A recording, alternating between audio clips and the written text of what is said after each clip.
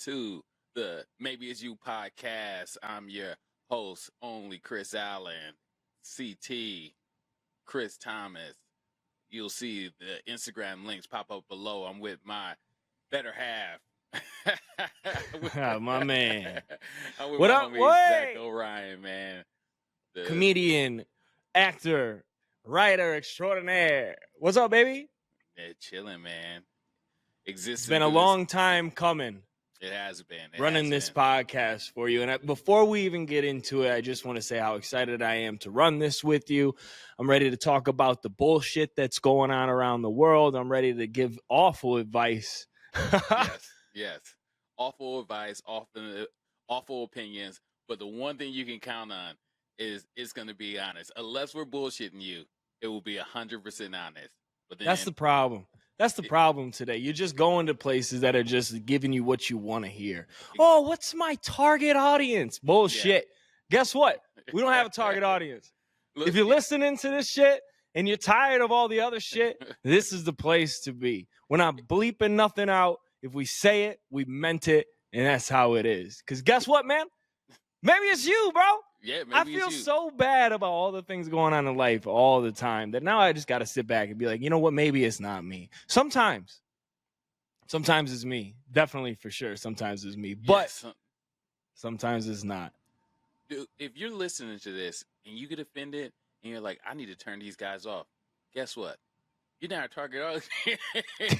Maybe it's you, bro. You're exactly the person we wanted leaving.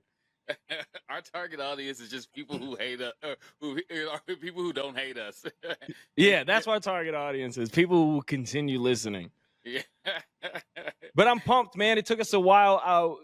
For those of you listening in, man, however you got here, whether it's through my comedy, through some of the content Chris has put out there, or just old friends of ours, or just happen to stumble in looking for new voices in the podcast world. I've known Chris since I was 18 years old, man. Damn, that's almost 20 years, dude. Yeah. That's almost 20 years. I've known him for almost 2 decades. One of my best friends of all time, one of the greatest men I've ever met in my life. Even in my youth, you were more of a father figure to me. That was nice. I appreciate you stepping up when my dad wasn't around. That was cool. You called me daddy. No. Hey, I mean, honestly, when you have a father like mine, you tend to call anybody daddy. Well, please take me. So I'm really excited, man. I'm really excited. You're probably one of the friends that I have the most real conversations with in life, but also have some of the greatest laughs with in life. So I couldn't think of a better person to co-host a podcast with than you, man. So I'm excited to do this. And I know we're going to be growing and we're going to find our footing in this podcast arena. But for the time being, if you're tuning in now, what you can come to expect are, current event topics. We've got a section here called Time to Cook, which is where we basically just put anybody in the kitchen that we've been sick and tired of, and we cook them. And there's a lot of people that need to be cooked out there. There's a lot of people that need to be cooking. There's a lot of raw meat out there just chilling. And guess what? If you want to cook us, by all means, please do. Go right ahead. We're going to respond. So don't get offended, but please do. Hey, especially you have 1 million some subscribers, cook us. Cook us. Because guess what? If you got 1 million subscribers, we're coming for you, dude. We're coming for you. We punch up around here. We may just edit you trying to cook us so we can cook you for no reason. Just stir exactly. up controversy. Might just use one of those old Michael Jordan tactics where he's like, I know that motherfucker was talking shit. Yeah. They're like, bro, he didn't say nothing. He's like, in my head, he said something, and I took it personally. Yeah, exactly. That's how we just know how to do it. I mean, and then we'll be, once we like grow and get like a bunch of money, then we'll revert back to peaceful, harmonious versions of ourselves. Until then, everyone's on warning. Until then, anybody can get it. Until we start getting sponsors, and then those are the only people we're not allowed to make fun of, anybody can get it. Yeah, where those Blue Chew sponsors at? Blue Chew, where you at? Blue Chew, man. Blue Chew. Whatever. See, you're not single. You don't even know what the dick pills are called. Let me tell you. I usually have some in my pocket I can pull out. All I need is a little bit of Hennessy to get that engine started. Get it going. Hell yeah, man. So I'm excited, but here we are. Here we are. Middle of August, dude. What's been going on in your life, Chris? Man, plugging away at this. I actually did a podcast with this girl recently over the weekend, and she does like kind of a storyteller podcast. I plugged the Maybe It's You podcast, but she runs it out of Kansas City. You come through. The topic was like meeting like strangers and like the experience with it, whether it's good or bad. So I kind of went through like my experience moving to Boston for the first time and not knowing anyone, and just building my social circle from zero to a solid social circle, pretty much just using dating apps and going out by myself. Oh yeah, a black man in Boston. We're talking about climbing up. Yeah. Talking about needing to climb up, man. Yeah. How'd it go? Overall synopsis: good, bad? Of the podcast? No, of Boston and being black. Oh, I mean, the problem is as long as you avoid a few sections of Boston, you're good. It's a real liberal city, so they're like got a lot of white guilt going on. So they'll usually like leave you alone, That's when you got to catch these towns. Yeah, exactly. When white guilt is at a max. Yep. Yeah. They don't want to offend you. They don't want. But no, it was good. It was a comedy town, so you get as long as you I hung with the comedy community, so it was all ball busting, and so you met your crew. The crazy thing about Boston is like the dating, because like you'll date a girl that like is from Southie with a huge Boston accent, and then you'll date a girl from like MIT that's like way smarter than you and makes way more money than you, and it's like you got to bring your versatile game. You can't just come out there shooting and not getting back on defense. You got to play both sides of the court out there. Got to be well-rounded.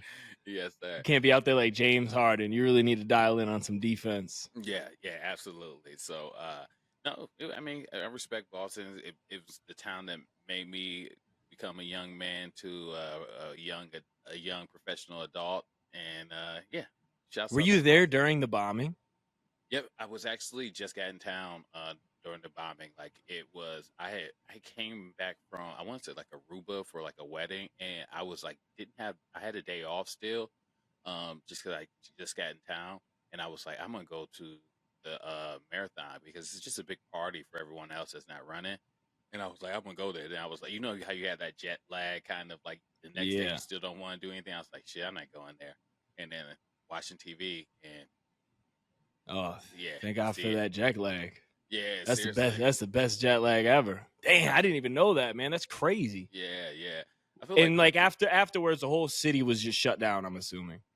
During if I remember correctly, they pretty much had if not both guys. Yeah, I think they killed the first guy that night, and then they found the second guy that's still alive. Yeah, they found him hiding in that boat. Yeah, right? After that, it was like, back to normal. It wasn't really that crazy. Yeah, but that shit was wild. I ended up. Do you remember? Not as big of a bombing, but still a bombing nonetheless. You remember the old Nashville bombing, AT&T building? No, I do not remember that. I can't keep up with American bombing. 2000, if I'm not mistaken, 2022. Either 2022 or 2021. I want to say 2022, but it might have been 2021. It was December. All this shit was going on. So I was driving around the country in my van. I had this van where my stepdad took out all the seats in the back. My stepdad's Puerto Rican, so he knows how to do all this shit. Took out all the seats. Did he own the van? No, he was born with the blueprints, though. So he takes out all the seats in the back, bolts in like a futon, hooks it up for electrical so I can go to like RV parks and plug it in. I was living that van life. Remember that van life when the pandemic hit? Everyone was coming off that van life. I was doing that, but a little bit late. Mm-hmm. So I remember, I think it was 2021, man. So I remember I drive all around the country. I go back home to South Carolina. And then my last thing I'm going to do is come back from South Carolina to Chicago. And this is right around Christmas time. And my mom lives on like a farm in South Carolina. At this time, she don't got no internet. She got a tin roof. I mean, there ain't nothing to do but hang out with her chickens, right? Yeah. That's it. You lose touch with reality. It's kind of nice. Yeah, it sounds awful, honestly, to me. Yeah. I don't want to do No. it. Like To maybe like a day. live, bro. To live, absolutely Yeah. not. But like a nice little like you hiding out from something for a week, perfect. Yeah. You know what I You mean? So I on go from South parole, Carolina. can't get yourself in any trouble. It's like, this is a nice place. Just Yeah. So I'm leaving from South Carolina to Chicago, and I got to stop in Nashville. I don't have to, but it's halfway through. I'm gonna stop in Nashville. Nashville's a cool town to chill. Mhm. I get to Nashville, and there's kind of like a bunch of like cops going. Now, remember, I've been on a farm for like 3 days. I don't know what's going on. There's kind of like a bunch of cops all over, but it's also like a big city. So I don't know if this is just like big city type shit or what's going on. Yeah. I park the van right outside the Airbnb. I take my dog and a couple of the bags in, but I still got a bunch of shit in the van. But I got to go get my dog some food. So I drop him off in the Airbnb. I walk over this hill in downtown, and I'm noticing like every building is like closed, and there's cops on every side street. Something's going on. I'm thinking there might be a parade or a festival down the street or something. Mm-hmm. I get up to I think it was like CVS or Walgreens. I was just gonna get like a day's worth of dog food, and it's closed, and it's like 6 p.m. Right? Mm. It's the day after Christmas, but it's like 6 p.m. So there's no way this thing can be closed. So I'm like, all right. So I turn around, and I walk up, and I go towards one of the cops. And I'm like, hey man, what's going on? He's like, oh, everything down here is shut down. And I'm like, what happened? He's like, the van bombing. I'm like, what van bombing? He's like, the van bombing at the AT&T building. And I'm like, what are you talking about? He's like, you didn't hear about the van bombing at the AT&T building? Now you looking like a suspect. Right. So nothing's really clicking. Yeah, I'm like, okay, there was a van bombing. I'm gonna get back. I'll look this up. I'll figure it out. But now I gotta drive outside of the city for a little bit and get me some dog food. So I walk over to go back to my van. I walk over the hill. I come back. Van's gone. There ain't no van. Shut up. No van. Swear to God. So I'm like, oh my God, did I get towed? Right? Because in my head, it can only be towed. You don't immediately think someone stole your van. It's a like 1999 Ford E150. Nobody wants this Track van. Down vans. Right? Unless you want to bomb some shit. Unless you want to bomb some shit. So I go into the Airbnb building, and they have a person at the front. And I'm like, hey, real quick, is that like a tow zone right there? Did I just get towed? And she was like, where'd you park? And I was like, right there. And she was like, baby, that shit got stolen. I'm like, you're kidding me. She's like, yeah, you call the cops. I'm like, all right. So I call the cops. I'm like, hey, just need to place a police report. Got my van stolen. And they're like, wait, what? And I'm like, white van. It got stolen. And they're like, we'll be right there. Bro, they pull up 3. That's never good. It's never good when you pull in a report and they're like, it's awful. Hey, are you going to be there for a while, buddy? Dude, they were ready. They pulled up 3 cop cars deep. They pulled up. I'm like, what the fuck? So they get up to me and they're like, all right, let's talk. So when abouts was your van missing? And I was like, literally like 40 minutes ago. And they're like, 40 minutes ago, huh? White van? I'm like, yeah. They're like, I'm gonna ask you just straight up to your face. Are you fucking with us right now? And I'm like, bro, what are you talking about? My van is gone. I got a 200-pound dog with me. Like, I had a vehicle to get here. He walks me through this whole van bombing. It was like this white van at this AT&T place. I'm calling in with my van missing. I'm not from Nashville. What's going on? All this shit. So I think they thought I was just fucking with them. So bottom line is, van definitely got stolen. I had to rent a van, get back to Chicago. 2 weeks later, I get a call. Mr. Ryan? Yeah, this is Officer such and such. We found your van. I'm like, you're kidding me. They're like, yeah. I'm like, oh, well, let me know where it's at. I'll catch a flight. I'll come pick it up. They're like, no. We found your van in the river. What? Right. I was like, what do you mean? They're like, yeah, they kind of been doing that. I said, what do you mean? Yeah, they kind of been stealing cars and dumping them in the river. And then I got on Google and looked. There was an article on Google that was like, hey, 33 cars were just pulled out of the Nashville River. Bro, they were stealing cars, taking everything out of them, and then dumping them in the river. Problem is, my van is so big, it didn't get off the banks. It all the way into the river. It's just the back of the van, just the front of the van. Just the front of the van went in. So it cost me like $2,000 in damages. Now this van only cost me $500. The futon was $500. Like this damn. So I fly down there. I get the van. I'm halfway driving back. They still, I mean, this van is like, you could definitely tell it was in a river.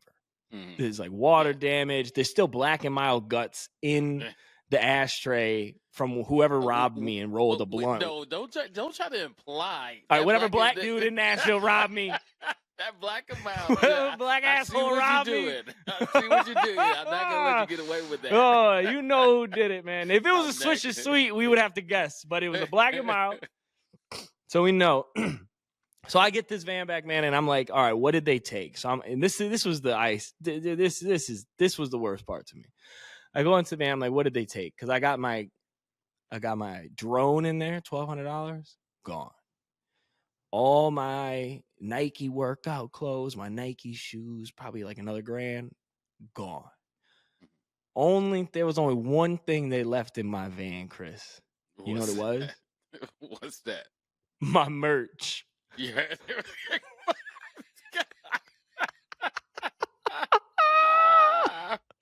Bro, they didn't want my merch. And it was like sweaters in December. They were like nope. Some homeless dude stole my van, took everything out of it, was cold, and was like, I'd rather be shivering and not wear this piece of shit. Who the fuck is Zach O'Brien?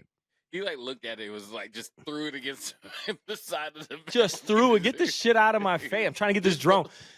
All of it just has Zach O'Brien, comedian Zach O'Brien. They're like, who the fuck is Zach O'Brien? Get this shit out of here. I'm trying to find the drone. He ain't no Richard Pryor. Yeah, so I got all my fucking merch back though. Whatever. Well, yeah, you know, that's my bombing story. That was interesting. That was crazy when that shit happened. What we got going on around the world these days? Dude, the world is a mess right now. And I don't, and honestly, folks, if you're listening to this, it's not getting any better. You know, get your shit together. Everything's is going. It's trash. Elections, politics, finance, everything is going to trash. But we're gonna give you some entertainment today. We're gonna go through a couple stories. Did you hear? Okay, here, let's go to the first clip that we have up. And if you're following this, folks, we're gonna go through like some highlights from current events that have popped up on our radar and give our analysis on it. And this is one that I just. Oh, I'm excited for this one. I saw you put this on this Excel sheet. I got excited for this one. Yeah, the level of just fuckery that goes on in this world that like I just don't understand. And this one is, I'm gonna play the clip for you. I don't know if I'm sure some of y'all, because it's a popular story, have heard about the Mormon swinging housewives. And I'm gonna share the screen. We're gonna I can't this girl who's talking is babbles so much that I'm not going to promise I'm gonna play it all the way through, but I'm gonna give you a little sneak peek of it. Now while you're pulling that up, so I've heard this. I've heard about these stories, right? Over the years, I've heard like rumblings of like Mormons kind of getting into the weeds, bro. You've been to a couple parties. No, I've heard some rumblings, right, about some Mormons getting into the weeds. But now it seems like it's coming up to the front. And this story that you're about to play, hopefully we can play the audio, right? Yeah, from that video you got on here. Audio. Yep. You got to play this audio. Set them up. What's going on here? Okay, so I'll read the caption from the X article that was populated. Shout out to Colin Rugg. I don't know who this guy is, but he posted a lot of interesting clips and viral content. And go ahead and what's his name? him. Colin Rugg? Yep, Colin. R-U-G-G, Colin Rugg. Yep. And so to give you a little backstory, I'll read the caption. Utah Mormon swinging wives are launching a new Hulu show. That just disappoints me already. I mean, through the first sentence. After the couple swapping scandal went viral, leading to divorces. You're letting your wife get piped down by some other. Something's bound to go wrong. It's a recipe for not success. It's a recipe for disaster. And here my thing is this: like I've heard a lot about a lot of Mormons getting into some swinging, and I didn't know this was like a thing. But it's one of those things where you hear enough stories, it starts to kind of like you're like, yeah, maybe this is a thing. Look, this is why you need to insert like at least one black couple in this thing, and so everywhere. Yes, so they can talk. Look, like just I'll to bang level your everything wife, out. but ain't nothing to touch it from my wife. I'll go ahead. just to level it out. Honestly, like that's my favorite thing about black people is like if you need a voice of like truth and reason, yes, black people will give it to you. White people, we get emotionally charged up and just excited about things. Okay, so finish off like this description of this story. The Mormon mothers first went viral on TikTok years ago. It wasn't good enough for them to be banging each other's significant others in private. They went to TikTok with it, and the ringleader. Whoa! Hold on, back it up. They went to TikTok. Yeah, in 2000, banging each other's wives, like they were posting it on TikTok. Yeah, it became a thing. Like that's how they got popular, and then how this story got relaunched because it was just like okay. First off, it was just a bunch of Mormon, couples banging each other, and swinging, and then the ringleader Taylor Paul, who did this video we're going to show, admitted in 2022 that the group of dancing Mormon moms and others were doing what they call "quote unquote" soft swinging. Soft swinging. Yeah. What's that? Like when you can't get a hard dick? No, it is like okay. This is I was researched this and I couldn't figure out, but like I guess soft swinging is that you do everything but actual sex. So pretty much, I don't know. Like you know how Mormons are weird too. They do the soaking thing where like you're not actually having sex, you just like stick it in, and then wait, yeah, you haven't heard it's about called this? Soaking? Yeah, dude, yes. So it's like a way to preserve your quote unquote virginity, but actually have sex. So they go as far as even like, bro, that ain't how it works. Okay, yes, it is. I will show you this. I will show you that is a thing. Oh no, I'm not denying that that's what they do. I'm just letting them know that that's a cheat code. That's a loophole that doesn't actually exist. They're trying to hack Jesus. They're trying to hack Jesus. They've been trying to hack Jesus. You know Jesus just looking down like, come on, guys. Like, what are y'all doing, man? Like, he's like, don't take it so literally. Just either do it or don't do it. This is just depressing at this point. So soaking is where you just insert the penis into the vagine, and you just Then you just sit there and try to keep it hard. I'm sure it doesn't stay that way for long. You're a Mormon. You haven't had much, Oh, yeah. You're probably easily excitable. Yeah. And I think, like, they go as far as, like, they will have other people, like, jump on the bed in order to, like, make the friction interact. Dude, it's wild. Like, I know way too much about this to I feel comfortable Other people will jump on the bed, dude. It is a real thing. And so, they're always trying to hack. They're always trying to hack their religion for some reason. It's like, dude, like this is the same thing with the swinger. Just admit that you don't want to be married. You want to get some little action outside the marriage. The same. You want a little sex, man. Yeah, the same thing. Just admit that. Look, like all this religion stuff is not for you. You want to be a little bit freaky. Then just either be swingers or be Mormon. Like, pick a battle. Like, you're not gonna. That's my big problem with these super religious people. Some people, like, they want to be religious, but they want to have their fun. So then they start trying to find these weird little loopholes. Like, hey, just stick it in, and then cousin Sarah will jump on the mattress. Yeah, it's like exactly. It's like, dude, like, that's called sex, buddy. You're fucking. Yeah, commit one way or the other. Commit. Don't be a fit sitter. Look, that's my problem. Do you think you're going to get up to whatever heaven that you believe in as a Mormon, and they're going to be like, oh, you're one of the good ones. You just had your cousin jumping on the bed while you were soaking. Yeah. Imagine you were an all-powerful, all-knowing God, and this manipulative whore comes in and tries to be like, no, I was a virgin until birth. Yeah. And, like, look at you dead in the face with this bullshit. And it's like, she's done soaked 250 times, but she wants to come in with this purity attitude. Virgin. Like, no. Dude, virgin. I've soaked 400 meat sausages, but I have never created my own friction. She's just a marination booth. Just had 312 bratwursts warmed up in my oven. Yeah, oh, you horny? Go back to the farm back there next to Mary the Marinator. Stick it in her. Call her cousin Susie the Soaker, and you can just lay in her.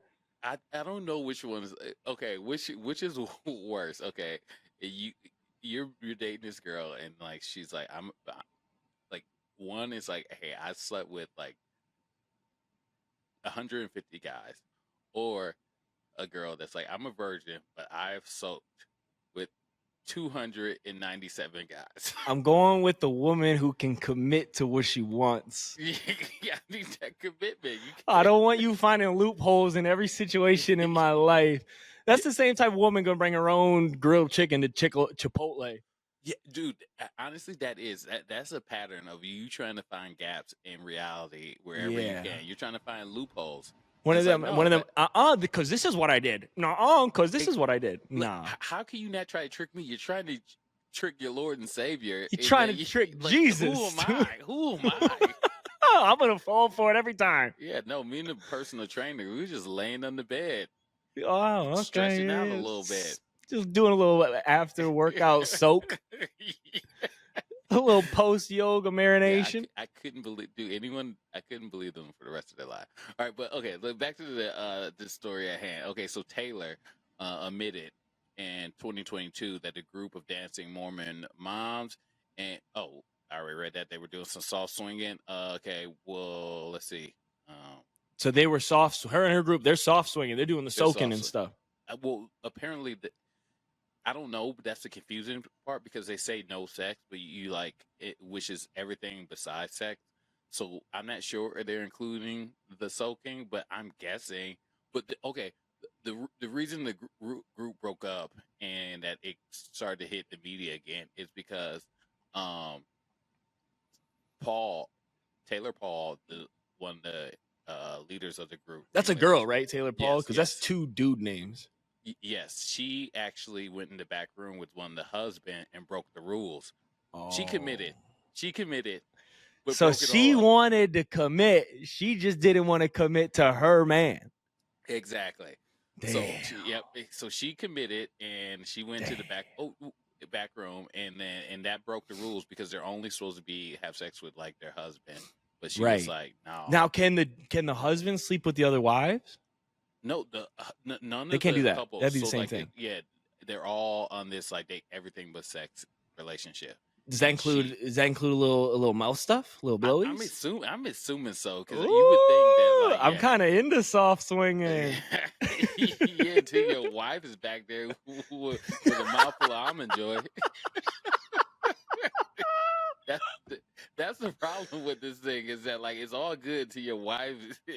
Yeah, it's all good till you're taking the L. Yeah, to your wife's head's over the bedpost. Yeah, every other Mormon, you're like, damn, I thought all Mormons had small wieners. With a just me, huh? With a line of Mormons. Just me. Everyone's hung like a horse. Yeah, I'm out of this group. Yeah, I thought we were all kind of fucking straggling behind. All right, let me share this real quick so y'all can hear Taylor's this is wild, man. Yes, I don't know if I want to join a cult or a religion where my wife has the potential to get her back blown out. Yeah, I don't know either. And Taylor's kind of an attractive girl. Like, they're all baddies. I've watched this video a few times. They're all smoke shows. I'll soak with her a little bit, you know. Do a little soaking. All right, here they. Oh. Okay, Demi. Yeah, okay. Jesse. Jen. She look a little birdie. Oh, what are you doing in there? Get out of here, Whitney. Now, these are the most... Okay, first opinion on the swinging couple, the Mormon wives.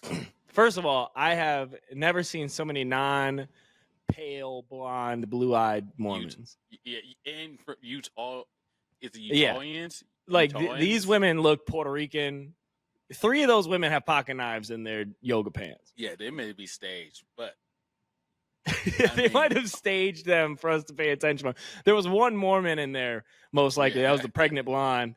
Yeah, but overall, I mean, you could pick a worse swinging group. You know? Oh that's a good soak squad. Yeah, it's not bad.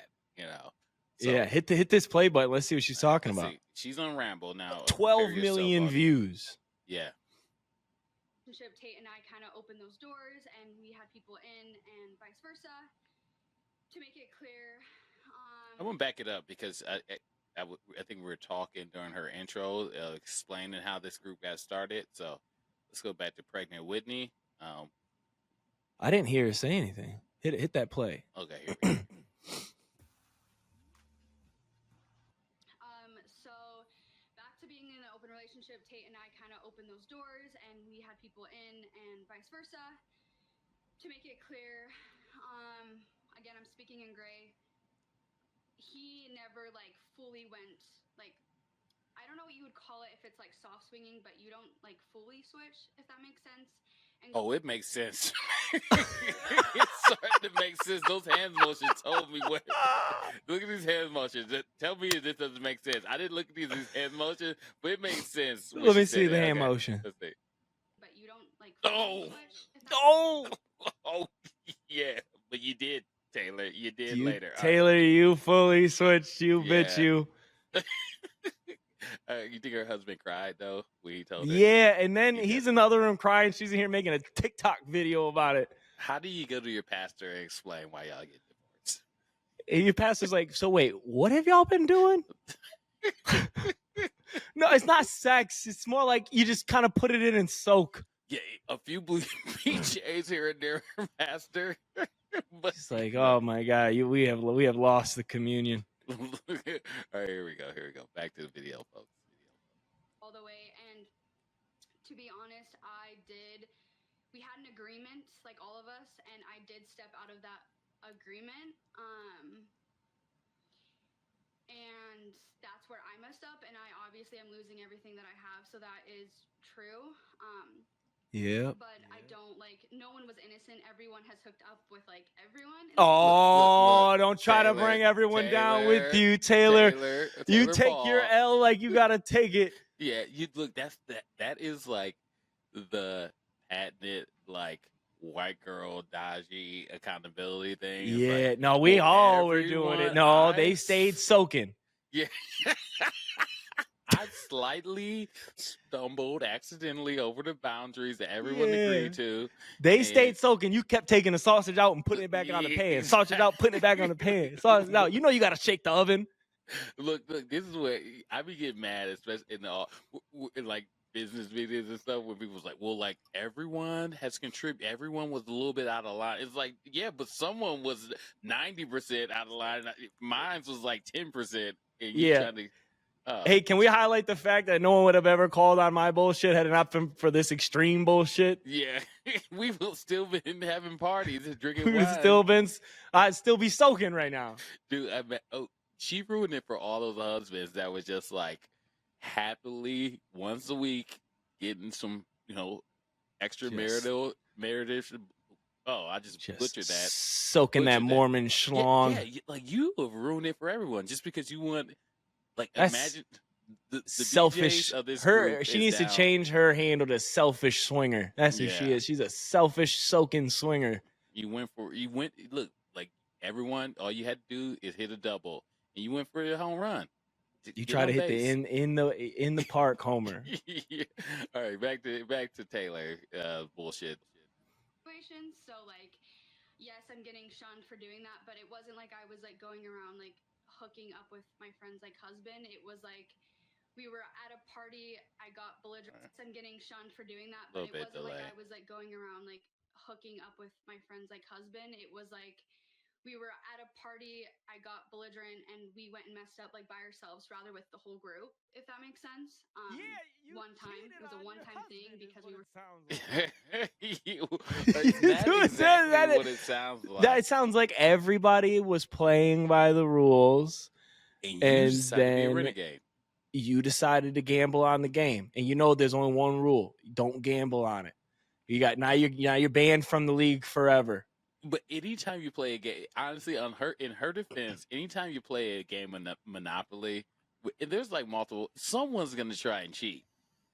Like you kind of expect it. You kind of like, okay, like Larry over the. Come on, you win an extra spot. You're going to jail. You're supposed to go to jail. Like, yeah, someone's gonna cheat. And Someone's gonna cheat. And what you don't do when you get caught cheating and go, well, the whole family is fucking cheaters, because the family's already a little bit mad at you. Yeah. But now you want to see us flip a table? Start telling us I got a little too many houses on Park Place. Yeah.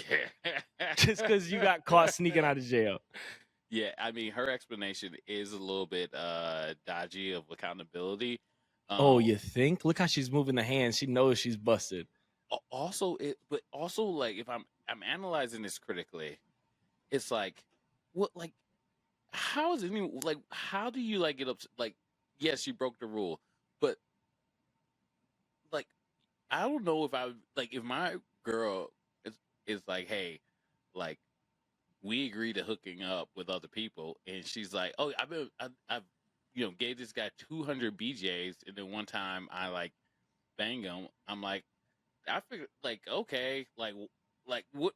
I'm already open to her doing all this other stuff. It's like, how? Yeah, bad but you can gotta it let be? me know though, bro, because now my brain's gonna wander. If you're willing to step outside of the soak that we've all agreed to, and then you got caught doing this, who else are you running around with? Well, yes, that's very true. But I think she could have salvaged this if she was like, hey, this happened, but I want to keep this all together. I don't want to lose all my stuff. How about I let you get 2 freebies in this? I figure, like, hey, like, we're already in this wild situation. Like, that's. Oh yeah, I think this is why they cut the alcohol in each beer in Utah to half of the alcohol in every other state, because these bitches get crazy. Did they do that? Yeah, dude. Alcohol in Utah is like 3%, and it's because they know you give this woman a 6-pack, she's gonna be soaking the whole town. Yeah, because it's all this, like, repression. Look at these people are So freaks. there's nothing else to do in Utah. You go to the Karl Malone Museum and then you soak with your neighbor. Yeah, come to Ohio. We'll show you how to drink a 12-pack, beat your wife, and still Yeah, dude. and have a real affair like an American.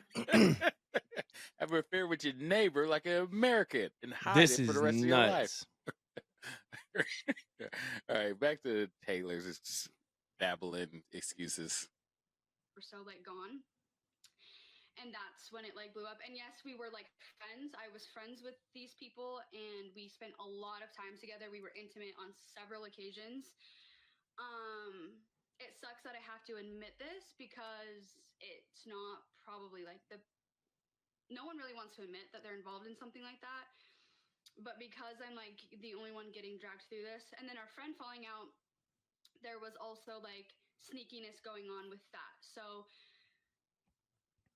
it wasn't just me and this other person that had, like, feelings for each other and messed up. There were other things, other people had feelings, and it's hard because I can't spill, like, everything without tearing. Oh, she's snitching. She's in this pieces. Is First 48. She is Little Woody from YSL. She's understand. She's giving information. She is. She wants to give it.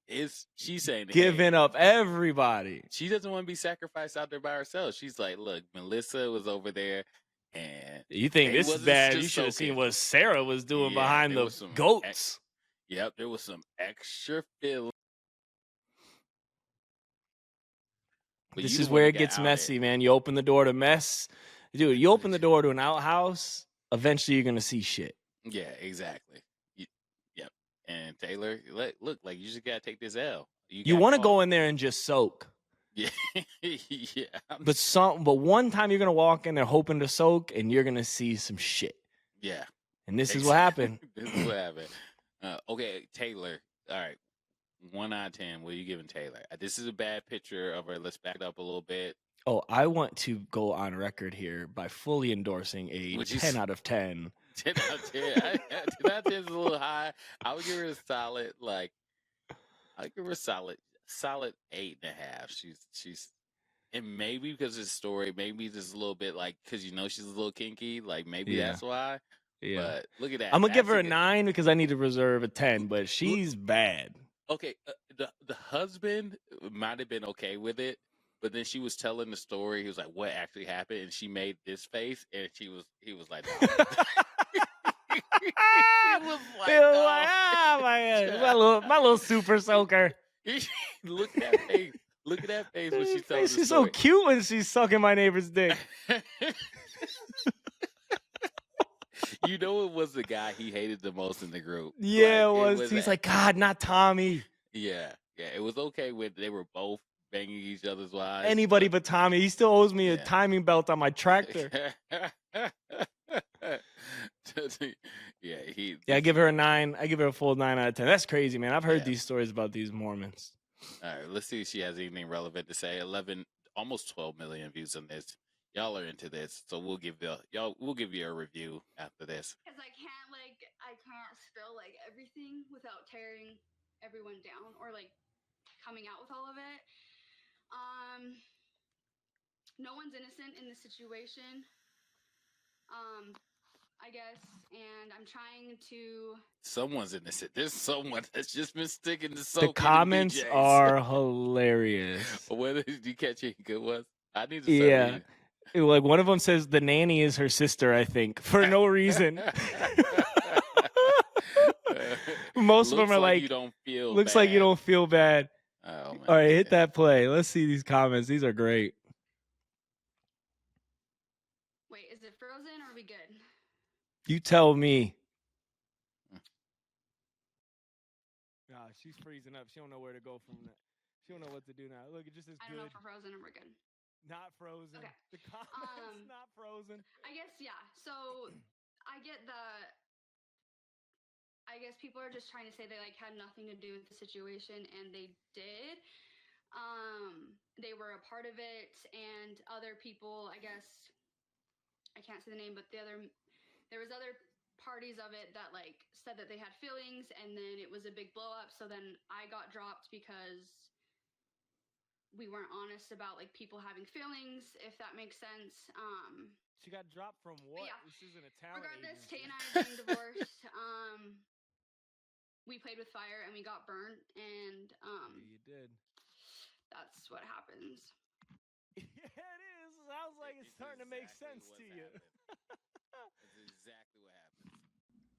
Look, the next comment goes, please start over from the beginning. Look into the camera. Right now going on. One, not really to do with the situation. There's two of us. Oh, hold on. There's 3 divorces in the situation. One has nothing to do with the situation. Not even a little bit. Not even a little bit. Not a little bit. Okay. You might have something to do with it. Continue on, Taylor, with your assessment. One of the comments says, but are y'all still friends? Tell me you salvaged the friendship. Yeah.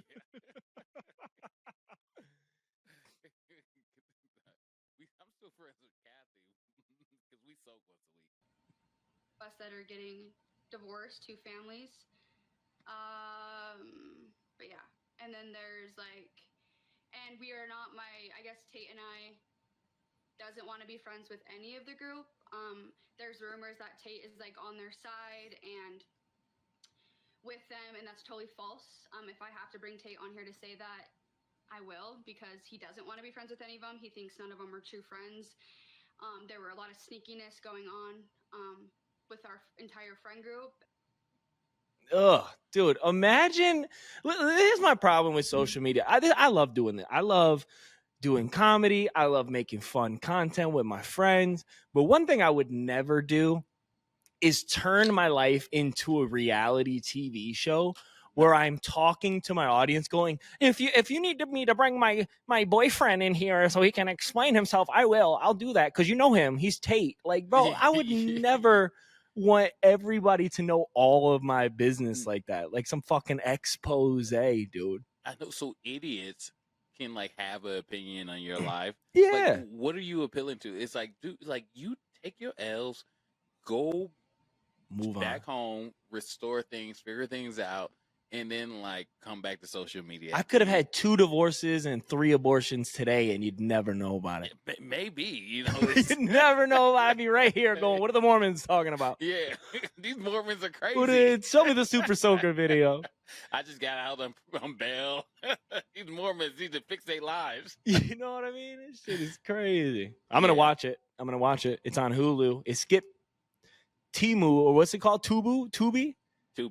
It skipped Tubi, so it must be decent. dude, I'm gonna watch it too. I'm gonna at least watch the first episode. But like this, I mean, it comes with baked in real drama. So like, I don't, yeah. But here's the thing. It's like, what did they expect? Like, these are adults. They're in relationships. They're have, quote unquote, a faith. Like all of the boxes you check to having like a stable life. And then someone in this group was like, "Hey, you know what improve things? If your wife started giving me BJ's on a regular basis, Yeah, dude. Hey, I live by the code. You live by the sword, you die by the sword, right? You had your fun, you're having your little fun, soaking in the marination. One sausage slipped out the pack, ended up in the wrong pot without your knowing. You gotta die by that, bro. Okay, here's how I think it's like how things get lost and like mixed up, because it's like people will catch you in a weird situation because all of a sudden like there's just two couples there, and then it's like it's Taylor and Kent or whatever the hell his white guy name is, and then it's their best friends Rebecca and Terry, and then like they're just chilling there, and then Terry's like, hey, we'll be cool, Kent, be cool. And my wife gave me a little BJ. It's like, yeah, you know what? That does sound good to me. Yeah, exactly. It's like, I mean, but Taylor is, gets a little bit crazy, and Taylor says, "No, go ahead, no, do it. We funny. We can tell stories about it." Then she starts doing it mid BJ. No, that's the wrong time to start getting cold feet. Yeah, can't like mid BJ. He's getting his BJ, and Kent is like, hey, how about your wife gives me a BJ? And he's like, hold on. Y'all went too far now. Whoa. Someone's about to get shot in here. Whoa, what the fuck are we talking about? No, it was cool when it was just your wife. Now no. How about we stick to the original agreement? Yeah, they upsell the upsell.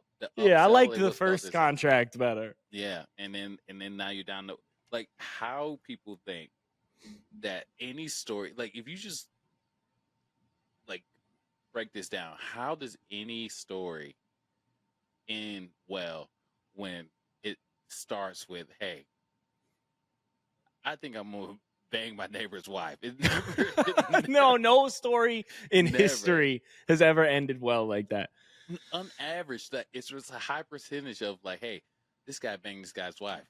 Yeah, well, when did he shoot him? It's like usually that's like. So how long did he survive after that? Exactly.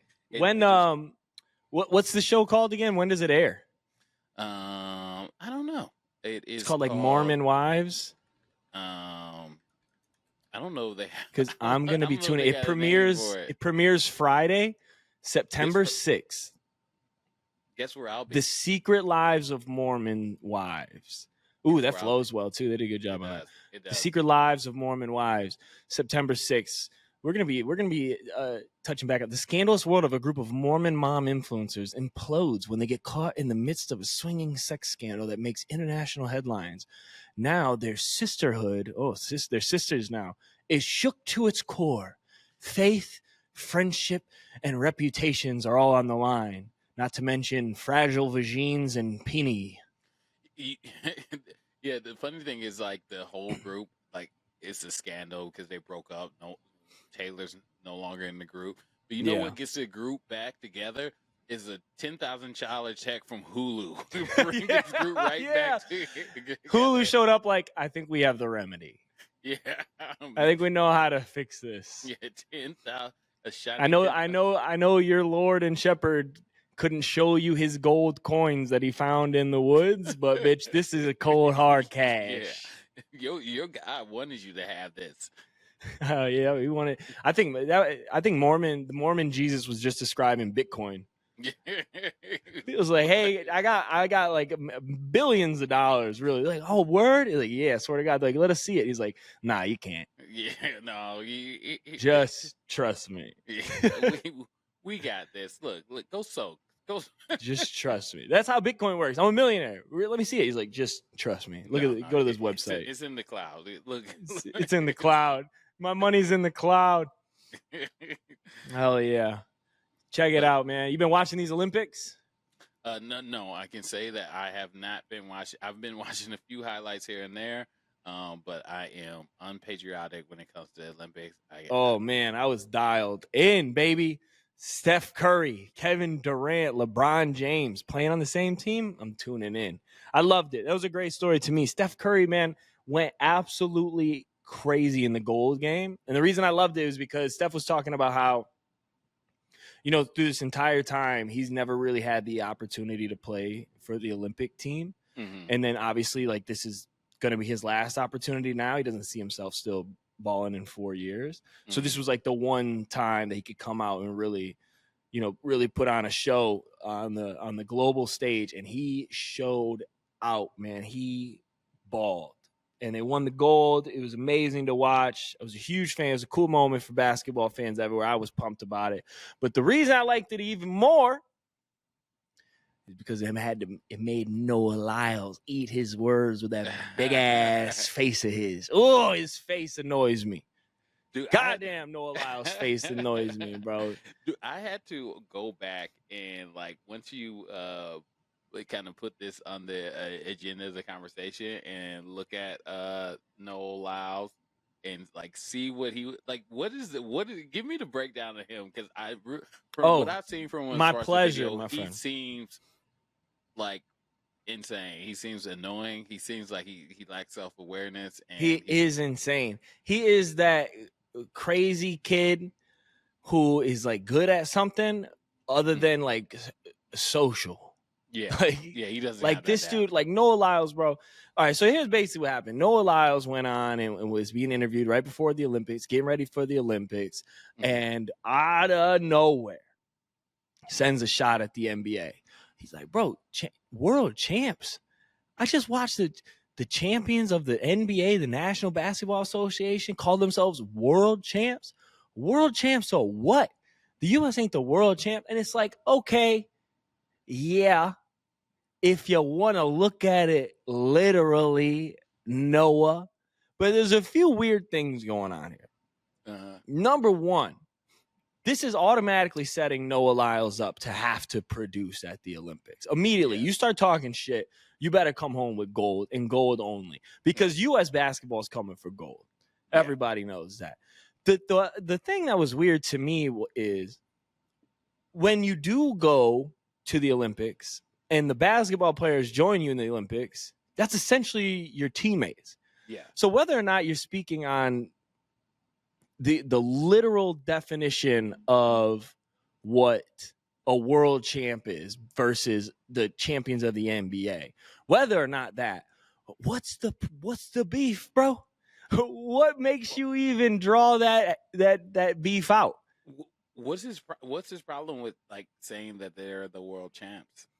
That his problem was that he was going to race in the Olympics, and in the Olympics you're considered the world champs, but the NBA is the National Basketball Association, but we call ourselves the world champs. Well, guess what, brother? World champs in the NBA, World Series of baseball. That's just what it's called, dude, and it's been called that way. You know why? Because the best players in the world come to the NBA. The best players in the world come to the MLB. So we call ourselves the world champs. That's just how it goes, dude. So he's just splitting hairs. It's pretty much he's just splitting hairs, and everyone's like, "Well, he's kind of right." No, he's absolutely right. But for what the fuck is the point? Okay, and also it's like, whoever wins the NBA, what team in the world is going to beat that team? Zero team. In a 7-game Zero team. There's actually a high likelihood that there's players from around the country, around the world on that team, and players from around the world on the opponent's team. Yeah. But if you take the champions of the NBA and you play the champions of any other place on the planet, we're going to be the world champs. So you can call it that. It's the same thing with baseball. Yeah, they're going to be the world champs. Now we don't call our soccer league world champions, because we know this is not where you get head-foot coordination. Yeah, you don't come to America for head-foot coordination. We stop at our arms. What do they call the soccer champions? I have Just really I don't know. solid, good. I think they call it probably should move. Yeah, a really good soccer team won. Yeah, hell yeah. A really Yeah. good American soccer team won. They don't even get a trophy; they get a ribbon. The national champion. They get a ribbon and Chick-fil-A gift cards. They get ribbon. But it was weird, all this like weird hate coming out of Noah. And then even there's a story now where he was invited to the Adidas. Adidas was throwing a party for Ant. Mm-hmm. I saw and that. He was invited to go. Ant, basketball player, great basketball player, but future top three in the future big three in the league. Mm-hmm. Him, Wemby, and some others. And he goes on record to say, "Oh, no, why would I go to that shoe release? No disrespect to Ant, but Adidas looked at Ant and saw future potential to gave him a shoe. Why couldn't they give me a shoe?" And that was all I needed to hear to know that all of this is coming from a place of hate and jealousy. Oh, yeah, it's definitely hate. So then when you got us throwing that hate back, commentators on social life, now all of a sudden we're in a bad place. You live by the sword, you die by the sword, bro. Yeah.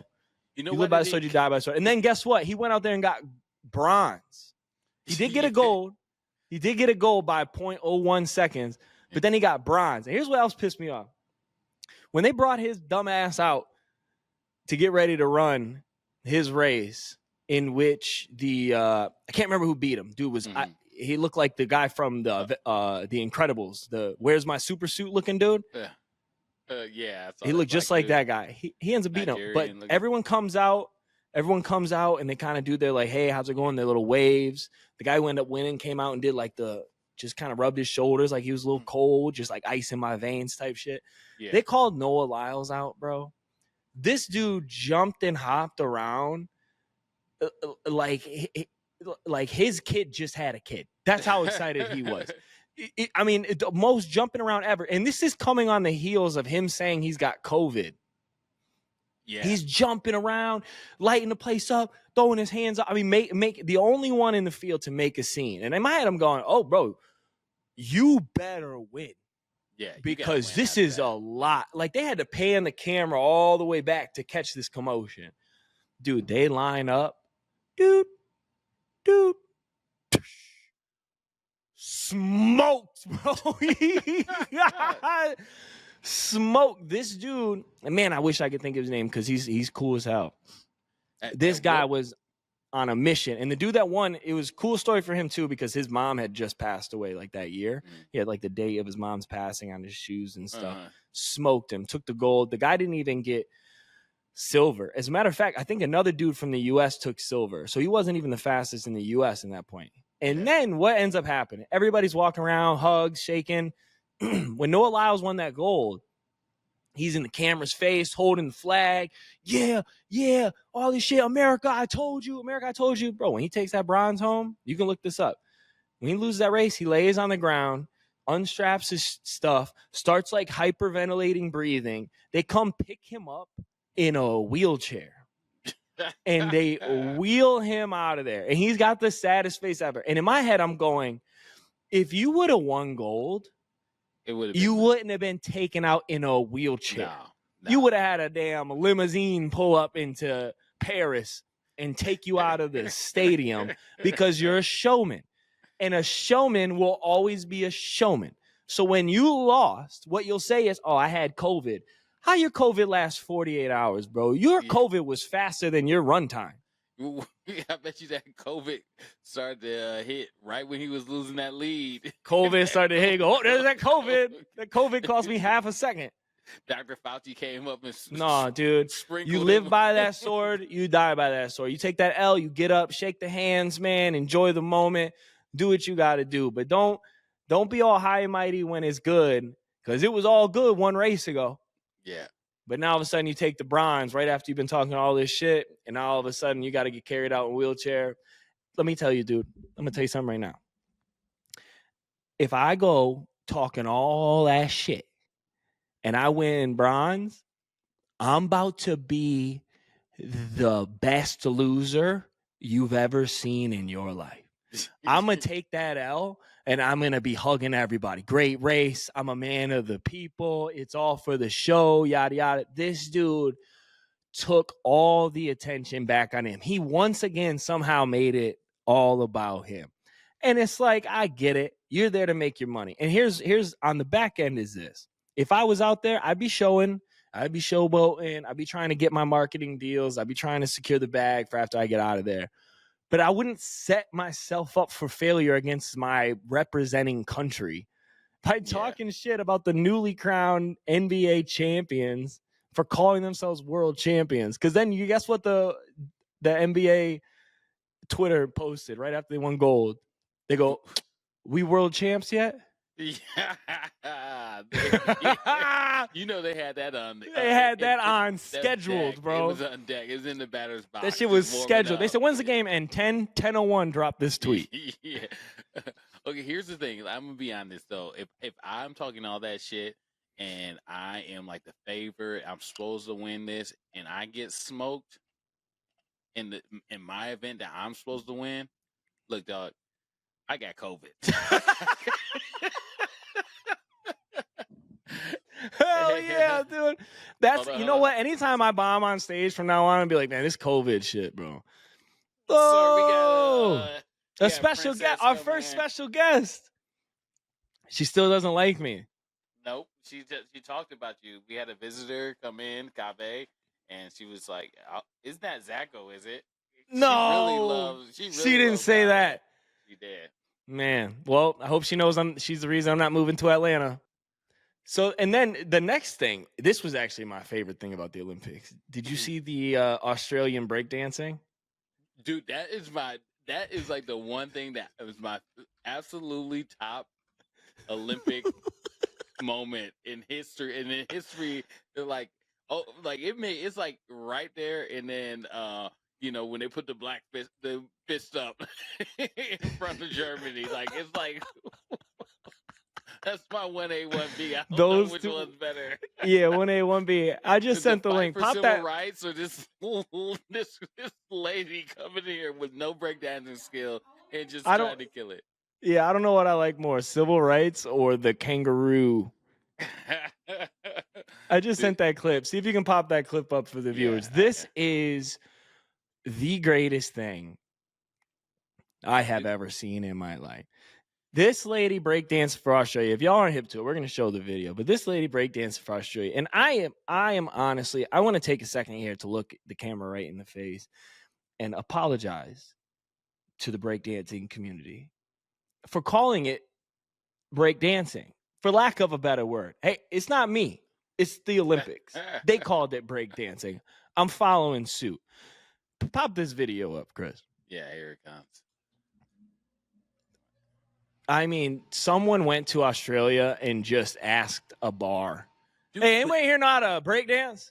And the waitress was like, "I got a little something." Dude, the problem is, can you see it? Oh, there it is.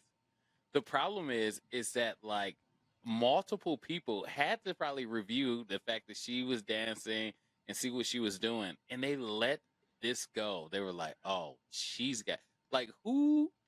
Who's swinging club was she in? I love her. All right, here we go. I want to play. Let's see it. Aspects of the games, the Aussie breaker or breakdancer Ray Gunn, who scored. I've never heard her score. Right around the world. I've never heard her score. I've seen the video. I've never heard her score.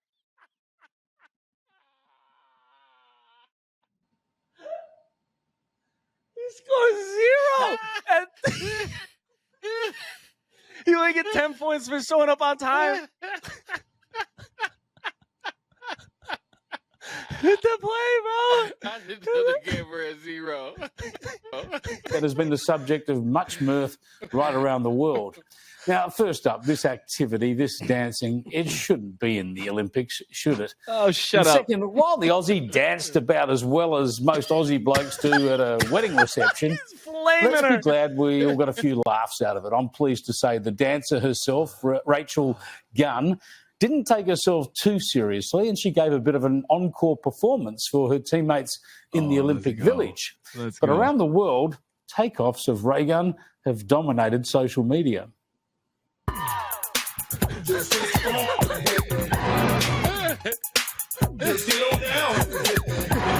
Look at these people. No, dude, it's insane. It's just a bunch of people flopping around on the ground like a magic harp. I have to turn down the volume before we get hit with a copyright strike. Oh, dude, this is it looks like Saturday morning at our place. And even singer Adele has chatted about this during a concert, and she's talked about the joy she got from the performance. I have to ask you, because it's all that me and my friends have been talking about last night after the show and today. And I'm not saying anything. I think it's the best thing that's happened in the entire time. Did anyone see the breakdancing lady? Not Adele. One wag in Australia suggested that we should have entered Humphrey B. Bear. And based on this old clip, he might have done okay. I don't even know who Humphrey B. Bear is. Dude, is hilarious. I mean, here's why I like Ray Gun. If Ray Gun can go to the Olympics as a breakdancer, I am confident in my ability to do anything. Yeah. I mean, I don't know there's one thing that I love doing that I'm worse at than Ray Gun is at breakdance. No, there's absolutely not. Like it's like if it's like you sell your soul, but you didn't get the whole thing right. You're like, I want to be a break dancer and go to the Olympics. And you think like the devil's gonna give you the skills, but he's just gonna give you some loopholes in there so you can go and embarrass yourself. He just got you there. Yeah, he just got She made a deal. That's what happened. She made a deal with the devil. He was like, all right, what do you want in return? And she was like, I want to go to the Olympics and be a break dancer. And he was like, done. It's so easy. Done. She got there and she was like, all right, my skills will be showing up anytime now. She's back in Australia in taxi back to her 1-bedroom apartment. It was atrocious, my friend. That is the greatest moment in the Olympics. It tells you how ridiculous. I swear we live in a simulation because that is just absolutely ridiculous. And like, she had teammates. She traveled from Australia to Paris, flight, got a hotel, got her bags up to the hotel, put her shit away in the hotel room, went to practice the next day, stretched out, and that one teammate was like, "Hey, what the fuck? Tell them you got COVID." Noah Lyles got her COVID results. That's what happened. The COVID results are supposed to go to Ray Gun to save her this humiliation. And then Noah Lyles got the paperwork and was like, I think I got fucking COVID. The problem is like, who didn't make it so she could be there? Dude. Who is back home? There's one Aussie in Sydney spinning on his head going, what the fuck did we just send out there? Dude, I wish that's real. That's the real question. We need to interview that guy. Like, where is this guy at or this female at that was like got X from the Australian breakdancing guy and Ray Gun made it? Dude, that'd be like if introducing your starting point guard for USA, Beetlejuice from the Howard Stern show. And you're like, bro, what? Is Steph Curry not available? Like, what happened here? Give her the COVID results. They're like, we accidentally sent it to Noah Lyles' dorm. Fuck. You know that like the other teams, other countries didn't see any of their performance before and was just like, oh, Ray Gun? Shit, that's a cool ass name. They about to kill it. She about to go crazy. And there she is flopping around like a shot kangaroo. Like a dolphin out of water, just flopping her around the shore. You think that's breakdancing? This is breakdancing. Oh my goodness, man! No, that was the. It tells your kids you can do anything if you just anything. No. That's why I love her. I mean, what else do you want more from the Olympics than to know you can do anything you want? Yeah, dude. Yeah, I mean, there you go. Ray Gun did it. She's a celebrity now. She'd probably make. Dude, honestly, because this world's so fucked up, she'll probably make a bag off of this. She'll get some endorsements, and she'll be okay. She'll start her OnlyFans. She's good. Like the other chick that, which I don't know what's in the notes, but the pair, where's she from? Canadian pole vaulter that has an OnlyFans. Did you see that? Oh yeah. Yeah, dude, like that, like. Oh, you know they get down at Olympic Village, dude. Olympic Village is getting down crazier than them Utah Mormons. Dude, if they you're ain't a just sniper, they ain't just soaking over there. If you're a sniper and like you hear the Canadian pole vaulter got an OnlyFans, it's like your target is set. You're shooting like the American sniper over there. Hey, so where are you staying in the village? Yeah. Oh, so how you getting any content out while you're here? Yeah. You know, if you need a hand at anything or a mouth, I could suffice. Got a couple teammates jump on this bed for us. Soaking action. Oh man, but yeah, dude, that was wild. Did you? Okay, so while we're still on current event, and this one I'm gonna go to just because it is interesting to me about the singer, the very attractive. Like, okay, speaking, is Kyrie Irving in the Olympics? No, in the Olympic team. Oh, nope. That's a tragedy. But all right, but no. Well, I mean, he doesn't believe in the world being round, so he's waiting for the flat Earth Olympics. Well, good for him. You know, I agree. He stand on something. I agree. He's waiting for that breakdance from Australia to fall off the cliff of the world. All right, but Kyrie Irving's former girlfriend is getting in a little bit of hot water, as I should say, with her baby daddy, because he is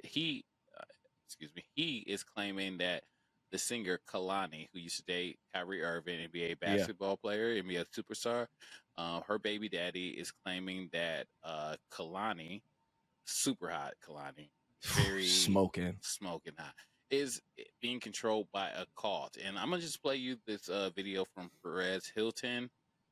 Let me share the screen with everyone so y'all can see this, so I don't have to tell y'all the stories. Y'all can hear it straight from Perez Hilton. Is so salacious and sad because a child is involved. The father of Kaylani's 5-year-old is making some damning against the singer. In new court documents, Javon Young White alleges that Kaylani is being controlled by a cult and is asking for custody of their child, their 5-year-old daughter named Adeya Nomi. Javon claims that he was deliberately left off his daughter's birth certificate because they welcomed the child through a, quote, home birth orchestrated by what I would describe as a cult. He says, quote, for the past 5 years, I have requested a copy of Adeya's birth certificate and for my name to be added to her birth certificate to no avail. Javon also says in these court documents that Kaylani has refused to share Adeya's social security number with him, and even questions whether she even has one at all, quote, based on Kaylani's actions and behavior. And it gets crazier from there. Kaylani's baby daddy is saying blatantly that she's being controlled by a cult, writing, quote, for example, the cult leader who goes by the name of Neto convinced respondent that he had a vision that I was a danger to our daughter and would KILL her, and thereafter banned respondent from allowing me to see Adeya based on this vision by her cult leader. Respondent prevented me from seeing our daughter for months. And it gets even crazier. Javon says that he found out that this Neto person has numerous accusations of committing SA against women and young girls, and that he allegedly performs religious ceremonies on his daughter.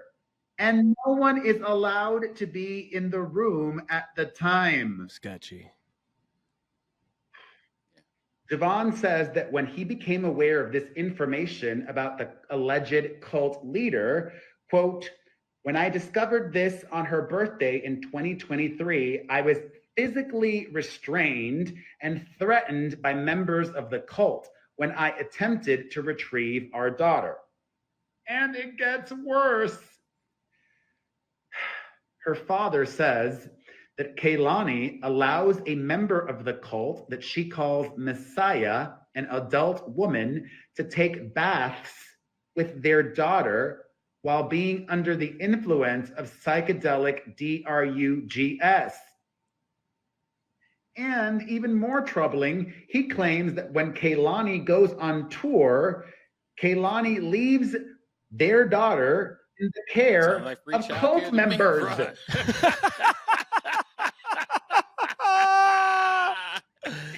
I'd have been like, so she's good, right? So she got a sitter? Yeah. She got a sitter? All right, you trying to go to the game? Let's go to this tour. Let's go on tour then. It sounds like they got a slew of babysitters. You should be thankful because childcare in this country is atrocious. Hey, not big fan of cost, but free childcare. Look, like I understand it. You see this? Like, Kalani's calling him like, dude, you got it all wrong. Yeah. They just want to watch her. Yeah, once in a while they want to, have her. Yeah. They're just sleeping in the same bed, taking baths together. But look, hey. It's the only babysitting in the world where they're like, we have to have her for at least a week. These royalty checks ain't rolling in like they used to. Yeah, that's crazy. What does he do? What's the dad do? What's his name? Javon Young White? What is he? I have no clue, but he's asking for child support. So I'm guessing he's not the richest guy on the. I mean, I guess he. Ooh, it looks like he walked it back. Look at this. Kalani's ex, Javon Young White, deeply regrets claims made in custody suit. Where do you see deeply regrets? Oh. On the Rolling Stone. Quote, as a father, I could never have anticipated that such serious allegations would be so careless. What do you mean? These are pretty serious allegations, buddy. Mm-hmm. Ooh, so it looks like he's walking it back. I was deeply distressed about the direct care of my child. From my perspective, I was being told the consequences of alarming decision-making that could have ended quite differently. Wow. So, as a father, I could never have anticipated this. I still believe my alarm was proportionate to the information I received. However, I deeply regret and apologize for any role I played in perpetuating these claims. Oh, boy. Sounds looks like Kalani got to him. Looks like the cult got to him. Messiah they showed up at his door with deer skull helmets on like, hey, buddy, you better walk them back. Okay, let me see if there's anything left in this video. Whom she's given baths by and sleeps in bed with her. What? All right. Okay, here's the thing. One, I think they got to him, and we're gonna for his sake, we're gonna say all this is alleged. But yeah, if any part of that, if like 2% of that is true, like it's like, come on, bring me my child, please. Bring my baby. I'll drop her off for the free child care, but like regular, visitations is over here. Like I got majority child care over here. Here's the thing, but like the young man, Javon Young White, whatever he does, it's like, hold on, you were dating Kalani. Did you know she was in the cult before, or did she join this cult after y'all were together and had a child? And then right. Well, it sounds like it before because it was like a home birth orchestrated by those people. Yeah. Okay. Well, then, hey. So like you were in, buddy. Hey, you smash. Live by the sword. Yeah. And die by the sword. Yeah. This what comes with smashing a little bit of cult. VGG. Yeah. The territory. This is post-soak ridicule right here, buddy. Dude, look. And Kalani is hot. Like bad. Like, hey, if I'm in Kalani's bad penthouse 2 a.m. in the morning, look, I may roll the dice on some of that cult. I'm going to tell you this right now, and I've never been so serious about anything. If Kalani ever left me, I would tell the world she's in a cult too. Oh yeah, I would too. No, I bitch is in a cult. Yeah. She's in a cult. Don't worry about her. She's in a cult. This is not what she wanted. She's in a cult. She's being brainwashed. Yeah. She loves me. Yeah. Dude, yeah. Hey man. Okay, here's a question for you. Kalani cult night or Mormon swinging club night? Which one are you going with?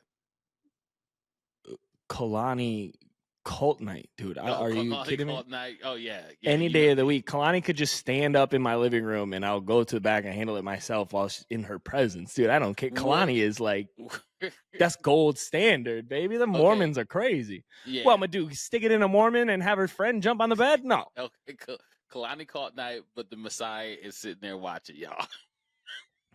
Hey, my God. Hey, my God. Whatever Kalani brought here is what I pray to. That's my religion. Look, imagine, dude, you are okay. This is how hot Kalani is. It's like Javon's is in there in the penthouse or the TP, wherever he is at, where he's conceiving this little girl, and he's like, yeah, I know she's in the cult. I know things are a little bit weird, but you know what? I ain't pulling out tonight. Not this time, buddy. No, not tonight. He's a guitarist. He's a musician. Oh, he knew. I feel no sympathies for you. I hope that this is not true for the sake of the kid in this story. Oh, dude, do you know who his older brother is? Jabuki Young White, the comedian. I don't know who that man is. Out of Chicago. Oh, really? Yeah, I've met Jabuki. I'm gonna have to tell him his little brother is going crazy. Yeah. Hey, it seems that cult has any open membership. Hey, send your boy some money, dude. He's looking for child support, bro. Yeah. You know what he should have done? You know what he should have done that could have solved all these issues, which is the next thing I wanted to talk to you about? Pull out. Javon Young White, Javi Young White, whatever you want to go by, you need a little extra money to pay for some child support. You know what you should have done? Should have joined in on this class action lawsuit from Cash App, baby. Oh, the Cash App. Cash App is settling this huge claim, and they're paying out $15 million in this huge class action settlement. And it says right here, as part of a proposed $15 million class action settlement, you may be eligible for a $2,500 payout if you've used the Cash App mobile payment service to transfer money in the last 6 years. The proposed settlement claims Cash App and its parent company, Block, failed to take proper care to prevent unauthorized access to user accounts, which this tells me a few things. Number one, the system continues to take advantage of black people because this is a black person's app and a black person's app only. You ask anybody that you owe money to if you want to Venmo or Cash App. If they're white, it's going to be Venmo. If they're black, it's going to be Cash App. Yeah. But the second thing that this could be is y'all wanted reparations. Cash App got you. Cash App came through, bro. Where the American government has failed you, black people, Cash App has stuck its neck out on the line for its ICP. It has come through for its clientele, baby. That's something. Black Twitter didn't come through with a $15 million class action lawsuit, and you renamed that motherfucker. They changed their name to X, and you weren't going to call it Black X. No, it's still Black Twitter, and you run that. Black people own Black Twitter, and black people own Cash App. So black people, go get your money, baby. Yeah. Where your vote fails, your lawsuit succeeds. You gotta go vote in order to get this $2,500. You get a Krispy Kreme donut and a black. Hell yeah! Look, man. Shout out to Cash App for. Shout out to Cash App. $15 million lawsuit. Who knows what kind of shit they got themselves into? It is like. The people that use Cash App the most frequently is black people and OnlyFans models. Is like to keep it alive. That's it. That's it. Yeah, but shouts out to them. They did it. They did the thing. You lost all your data. It's okay. Your average Cash App user is like, you ain't got $2,500 in your bank account if you're using Cash App. Yeah, that's true. That's true. You probably negative, so you trying to open up a different account so they can transfer this money. Can you transfer this money into my Venmo? I wonder what the Venn diagram is going to look like for people who falsified PPP loans and were part of the class action lawsuit against Cash App. Oh yeah, it's it's a circle. It's one to one. Yeah. It's actually just a sting. They're not even giving out money. They're just still trying to backdate all these people to arrest them for these PPP loans. And they're like, I know where they're at. Yeah. They're on Cash App. I know a nice honey trap that'll get them in here. Get that nice little honey trap. Go ahead. Yeah, tell them we're paying them direct deposit through Cash App. They'll believe it. Yeah. Do the open Cash App. They made one transaction trying to add their name to this class action. Yeah. Oh, what you been watching, man? There's some good TV out, good movies out, good TV shows. I'm a big TV show fan, big movie fan. I've actually I've been watching this show called Presumed Innocent. You ever checked it out yet? Yeah, dude. I've been fully invested in that. Dude, I was so invested in Presumed Innocent. We went back and watched. Shout out Apple TV, Apple Plus. We went through, yes, shout out Apple, which gets it. Okay, Apple has like once a quarter they have a really great show, and then it is like quiet for a while. But then there's a banger coming. Yeah, there's a banger coming. Now this enough, just enough to keep you paying that subscription. Just to keep you from canceling that sub. Now, this Presumed Innocent, this brought up a few things I wanted to talk to you about. Number one, Presumed Innocent. It's on Apple Plus. Go check it out. Jake Gyllenhaal for all the ladies out there and the dudes out there. Jake's the GOAT, man. Jake is an enigma. Jake is an enigma. I don't know, and maybe you can help me explain this. I don't know how Jake came out of his career unscathed. He started as one of these like Disney dancers with like Justin Timberlake, Britney Spears, Christina Aguilera. And you've seen what happened to them. All of them have been tied up to a bed for years. Yeah. Jake, not only did he do the dancing for Disney, but he did the Brokeback Mountain. Yeah. He survived Disney and Brokeback Mountain. The other dude didn't survive the Brokeback Mountain. He's dead. No, because he doubled down. He did the Brokeback Mountain and he did the Joker. You can't do that. You're playing with fire. Dude, you're playing with fire, bro. Yeah. You're playing with fire, dude. He thought he was invincible. Jake did it. Jake went through, did the gay stuff with the horses, did the dancing stuff with the gay dudes, and they're just like, he's a phenomenal actor. And he kills this role, man. I highly recommend, if you like drama, if you like true crime, if you like court proceeding TV shows, check out Jake Gyllenhaal, Presumed Innocent on Apple Plus. Let us know what you think about it. It's a great show. Great movie. And so here's my answer to the Jake Gyllenhaal. Here's my theory on Jake Gyllenhaal. It's like, do you know, like there's always that one friend that can like drink all night and then like still just be good. Oh yeah. Like just like everyone else is completely trash, and he's just like, yeah, and you hate him for it. Yeah, he's like, I'm gonna order a cheesesteak sandwich from Jimmy John's. Like, what? How are you still alive? Just showing he's in the office at 7. Yeah, and just like perfectly good. How'd you get here? That's Jake Gyllenhaal. It's that it is like, Jake Gyllenhaal. But like Jake's even worse. Jake is like if your boy went out drinking all night and did some gay stuff. Yeah, and then the next day was still good.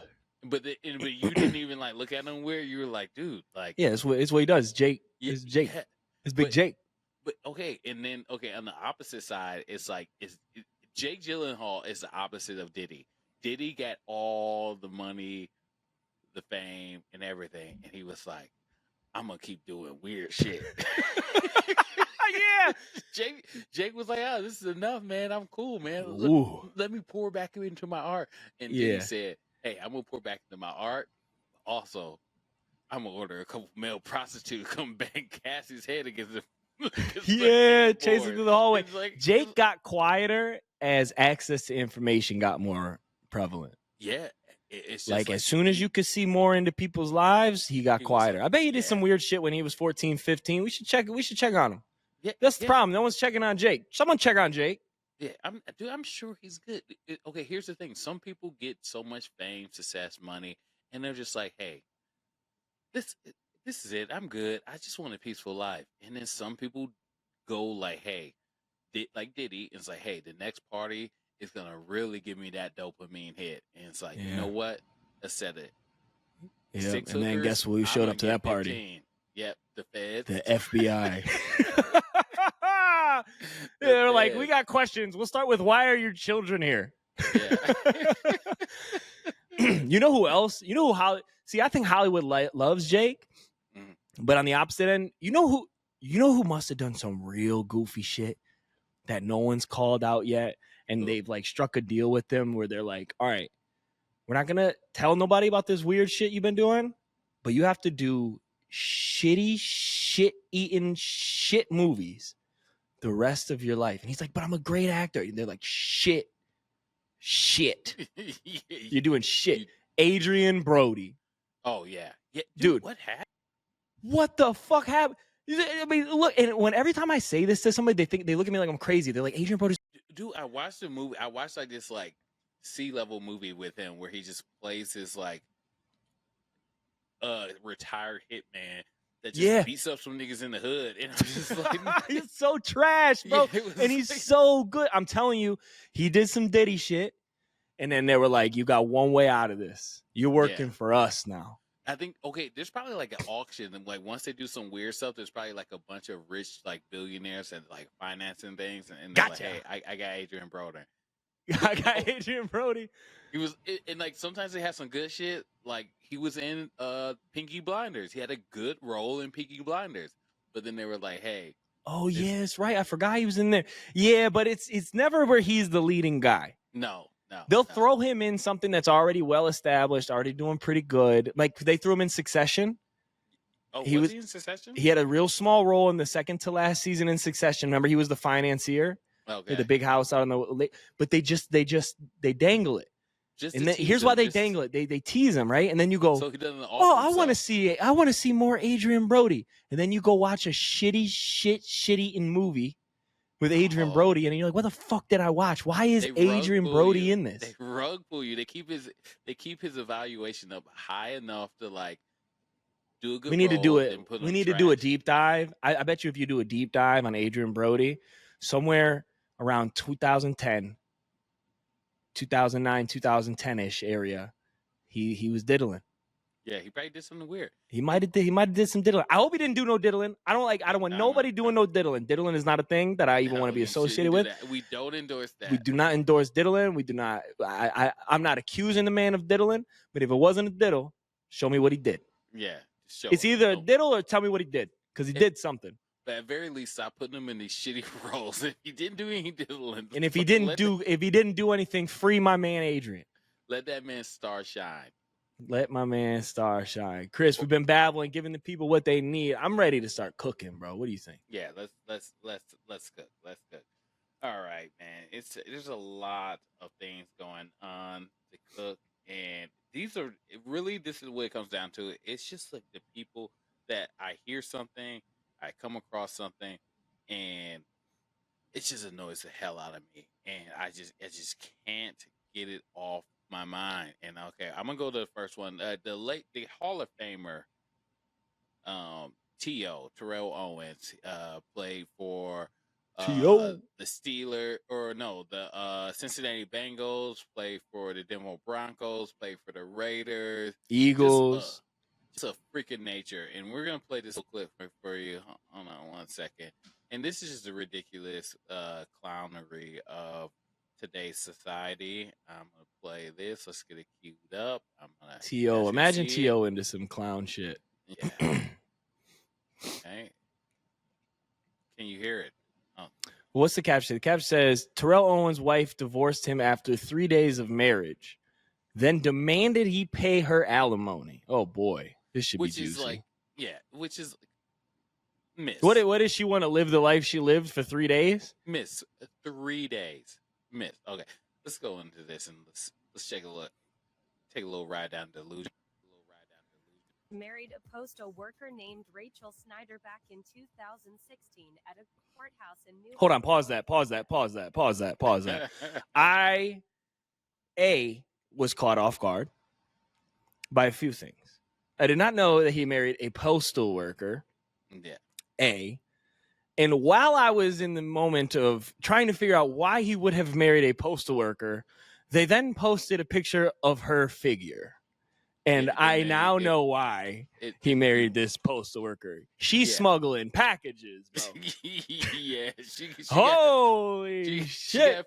She got a few express packages. That's the best catch of his career, because God damn. If you're wondering where your big screen TV is, it's in this lady's brassieres. Miss Owens. Miss Owens has it. Play the clip. Let me see those again. Rachel Snyder filed for divorce and accused the former athlete of using her. According to Rachel, Terrell Owens had terrible credit and only married her so he could use her great credit to get a $2 million home loan. In addition to filing for divorce, Rachel demanded alimony because she believed she deserved to continue living the life she had become accustomed to during their 3-day marriage. Divorced him after 3 days of marriage, right? And felt entitled to alimony. Who is this guy? I like this guy. Now, I ain't never seen no shit like that. Chase Green. Shout out to Chase Green. Shout out to Chase Green. Exactly. Yeah.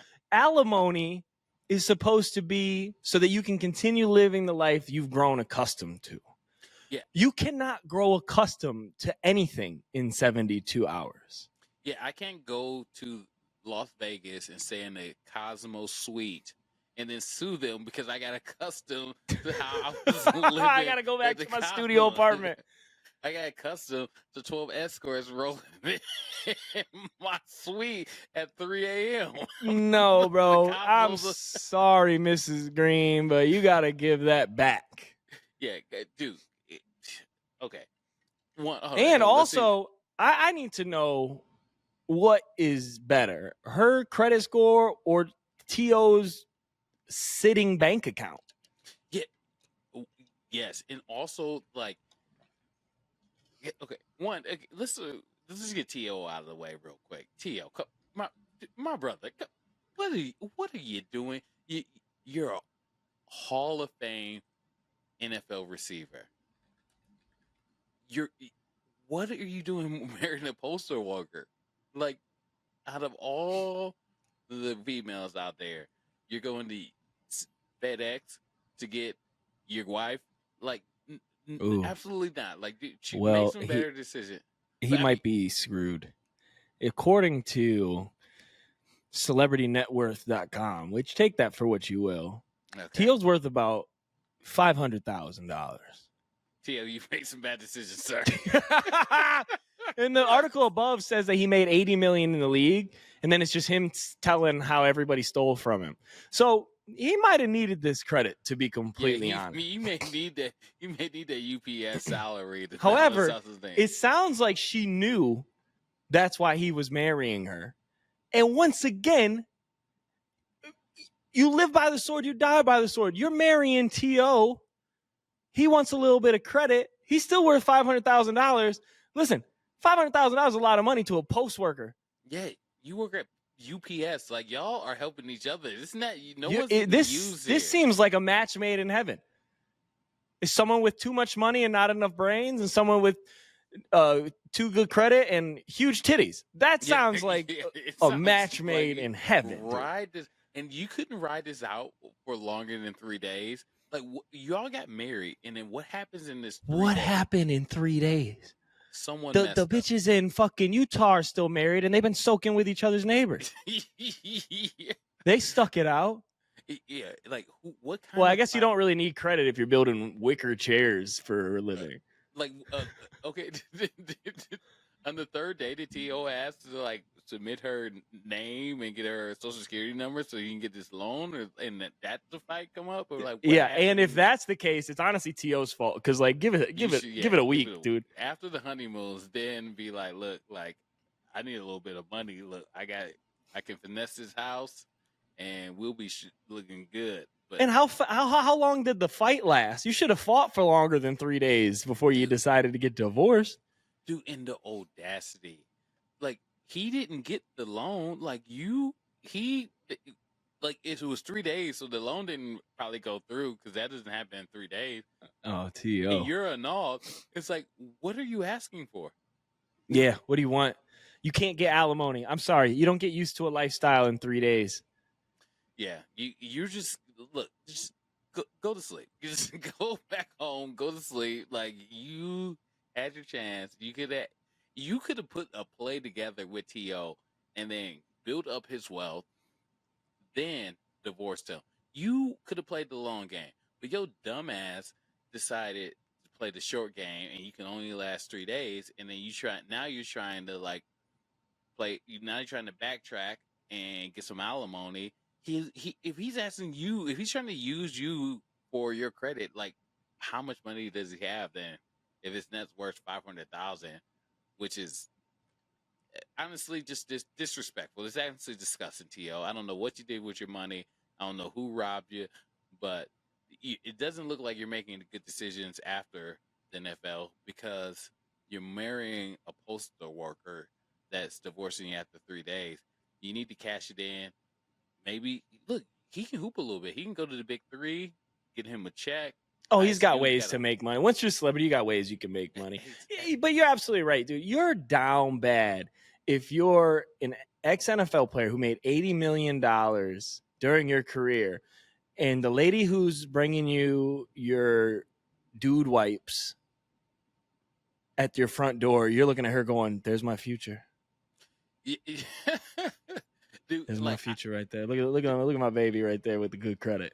Dude, I haven't made, even if I made $2 million and a chick that works at CVS divorced me after 3 days, like, I made some bad mistakes. I made some bad decisions. I need to do some reevaluation. I need to go back to the playbook and figure some things out because it's like, dude, like, come on. Like, UPS workers divorcing you after 3 days and asking for alimony. That is a waste of your energy. Like, unbelievable. T.O. Had to get a little cook. All right. Someone I want to talk about, Jake Weddle. Heard of this guy? I did after. Well, dude, okay. So give the story about Jake Weddle. I did do some investigation afterwards, but there's a lot of things happening in the whole streaming, social media era. So I can't keep up, especially when it comes to Sir Mr. Beast. Sir Mr. Beast. Everybody's familiar with Mr. Beast. I don't even listen to podcasts or too much or get involved with like YouTube that much, but even I know Mr. Beast. He's got 300 and some million subscribers, which is absurd. I mean, this guy is for sure going to be the first person to 1 billion subs. It's absolute madness. He's got YouTube wrapped around his finger. The guy's absolutely killing the game. He's got some allegations coming his way. Some of them seem to be legitimate. Some of them seem to be jumping on the bandwagon and trying to cash in on class action type shit, similar to the Cash App situation. But basically what's going on with Jake Weddle. Now, there was an issue with the guy. One of the issues that Mr. Beast is dealing with is he hired a sex offender. That was one of the big issues. So, like, obviously, it's awful. Don't do that. Check the resume. But then my issue comes with this Jake Weddle character. Now, Jake Weddle worked with Mr. Beast from 2019 to 2020. He was in a bunch of different videos, including this video called Standing Still for 24 Hours Straight, the Statue Challenge. Now, basically what that's supposed to do is you're literally supposed to stand straight for 24 hours, act like a statue. You move, you're out. Now, Jake Weddle, he's a comedian and internet personality. He said that Mr. Beast treated his employees wrongfully while he was working on the channel. These allegations stem from what he claims was a video that never went public. In a video interview that was uploaded by this other YouTuber named Dogpack404, Weddle claimed this never finished video saw people competing by staying in solitary confinement for an extended time. He said that this was pitched to him as a 100-day solitary confinement challenge where they would have no access to the sun, which is what solitary confinement is. quote unquote, he says, I had no access to the sun. I had no access to a clock. The lights are on at all times. I wasn't sleeping. I couldn't sleep. I have insomnia problems now, but they might have started there. Weddle broke down the extent they went for this video, not allowing lights to turn off and essentially driving contestants mad. I had good people, quote unquote, I had good people looking out for me. I had a lot of people looking out saying, we got to stop. I just wanted to turn the lights off. And I'm vocalizing to people, I wish the lights would just turn off. And I go up to my good friend. I go, they're not turning off the lights. And he goes, what? He goes, that's a war crime. We're not allowed to do that to terrorists. First of all, let me tell you something, dude. You're making a YouTube video, bro. This is not the Geneva Conventions. No one broke any war crimes by paying you a substantial amount of money to compete in a YouTube challenge. I am positive that if in any moment during this challenge you would have said, hey, Mr. Beast, I feel scared for my mental, physical, or emotional health. I need to get out of this video. You would have been out of the video. I know people who have done Mr. Beast challenge videos. Know Mr. Beef. I know there's ways out of this. This, at the end of the day, this is a content creator. This Weddle dude is making him sound like he's running the new USSR or something, locking him up with no lights on. When he says he said something, all he said was, hey, I wish the lights would turn off, quote unquote. That was his complaint. I wish the lights would turn off. Yeah, guess who else wishes the lights would turn off? Probably every other fucking person in the competition, dude. That's why it's called a challenge. What do you think he was going to say? Hey, go live in this luxury one-bedroom apartment. See how long you can make it. And then I'll pay the winner $100,000. No, it's a competition. All of these allegations stem from YouTube videos and what he considered to be unfair treatment while he's making a YouTube video. 24 hours breaking the Geneva Convention. He even says it right here. I guess is what we're doing. Dude, it's a YouTube video. You have no reason to stay there. If you feel unsafe, unhealthy, or uncomfortable, you can get out. But back to what we've been saying this whole show, you live by the sword, you die by the sword. You get into your little solitary confinement and you shut the fuck up, you keep the lights on and you see if you can make it through to get all your money. Or you feel unsafe and you just get out, go home, and you don't get none of the money. That's what a challenge video is called. You're soft. Everybody's soft. Everybody, I bet you Jake Weddle wouldn't have even came up with these allegations had all these other allegations not been falling down on Mr. Beast's neck. And now he's going, well, one time a video went too far and he wouldn't turn the lights off. Shut up. Just shut it up, Jake Weddle, you idiot. And he's a comedian. I expect nothing less. Comedians are so soft. Yeah, and how about just leave? Or do they have just guns? Leave. Are you locked in? Do they have just leave. Take a seat, lay down, and go to sleep. It's a competition. Look, you know what I would do if they're paying me $200,000 or $100,000 to stand for X amount. Guess what?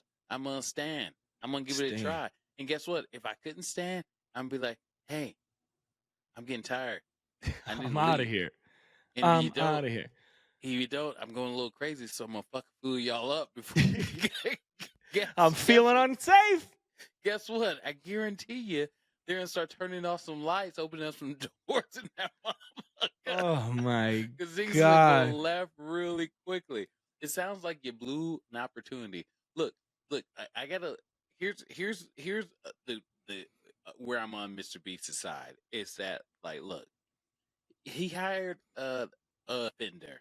Look, it sounds like you got a second opportunity. You got a good job. You're not gonna get that many opportunities out there with your record, but yeah, hey, you know what they called him too? You know what his secret name was? Delaware. What? Oh yeah, I saw that. Because that's where he committed the crime. Dude, that's so savage. That is insane. That's like if they just started calling Diddy LA. Yeah. We got Cali over here.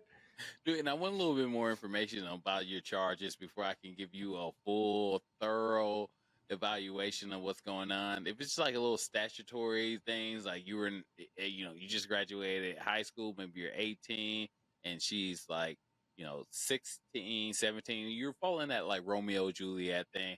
I can be like, okay, like you get like a little bit of understanding. But regardless, it's like, hey, you got a job where you shouldn't got a job. Yeah. Like you couldn't get a job at Pizza Hut with your record, and now you're biting the hand that fed you because he fired you. No, I don't think Delaware. I don't think that guy's mad at Mr. Beast. Oh. He was hired in the SO and continued to associate with. I think that's like the claims. I think other people found out he hired Delaware and they're mad. And now these allegations are coming out like, hey, he hired this guy named Delaware because he's not allowed in that fucking state no more. That's why his name is Delaware. Why have we been calling him Delaware this whole time? No one wanted to question. And then Jake Weddle was like, yeah, well, I got something to say too. I had to stand up for a long ass time, and that sucked. Did you sign the contract though, Weddle? You signed. You know you did. You know you did. The contract. You know you signed the contract. You know you could have gotten out of the situation, and you know you stayed in hopes of obtaining glory. That's called living by the sword. Well, guess what, buddy? Fall on it. Yeah. Hey, fall on it. Maybe it's you. Yeah, it's definitely you. These guys are parasites. And like, and granted, like I was absolutely 100% on, even when like the earlier like accusations was coming out of Mr. Beast. I was like, Mr. Beast is giving away money to people and giving them opportunities and making just good entertaining videos. I was like, Mr. Beast, like get off this nigga's neck. And then, but then I heard that like, hey, some of these videos that Mr. Beast is creating are fake. And then instead of like grabbing people from like Middle America and pulling in, he's just grabbing people that are like on his staff and so forth. I have a problem with that, Mr. Beast. That's a super problem. Like you're gonna do a contest and you're gonna say you're allowing everyone the opportunity to, grab a little bit of money. Then don't fill it up with like people that work with your company. Give the money out, and I'll be on your side a lot more. Give it to the truck driver. Did you see that truck driver is gonna complain about standing for 40? He's out of his truck, dude. Hours. Yeah. You know who you should hire? You know who you should hire? Postal workers. And I know where you can find one. Yeah, T.O. Call T.O.'s ex-wife. Be like, you don't need that alimony. See how long? I heard what you can do in 3 days. See if you can stay in this cell. If you can live with Terrell Owens for 3 days, you can surely live in this cell. I got accustomed to standing up for 48 hours and expecting $100,000 to come in my bank account. So now I'm suing Mr. Beast for alimony. Hell yeah. Nigga, I'm gonna just start suing random people. I swear. I'm gonna just start. You can. That's the craziest thing you can. Yeah, and just see who settles. Elon Musk lawsuit. Diddy lawsuit. Mr. Beast lawsuit. It's getting tight out here. I don't see how many people settle. You absolutely can, man. What else, you guys? Is there anything else you're ready to bring to the cook table, or should we move on to the maybe it's me final portion of the show? I think we can probably. I mean, we're almost at a 2-hour spot. If anyone's hanging on, they're hanging on by a fucking. Nah, they're with us. They're with us, baby, because this is where you come. We're the new link. We're the new plug. Yeah, this is the part of the show where we would typically answer questions from the audience. Obviously, this is our first show, so we're not going to have those right now. But please do shoot us emails at maybeitsyupod@gmail.com with any questions, any events, any situations you got going on. We would love to hear what you have to say. We can keep your contact information private and secure so no one can know what kind of goofy, weird shit you're going on. Maybe you're a Mormon from Utah. You don't want to know us to know who you've been soaking in.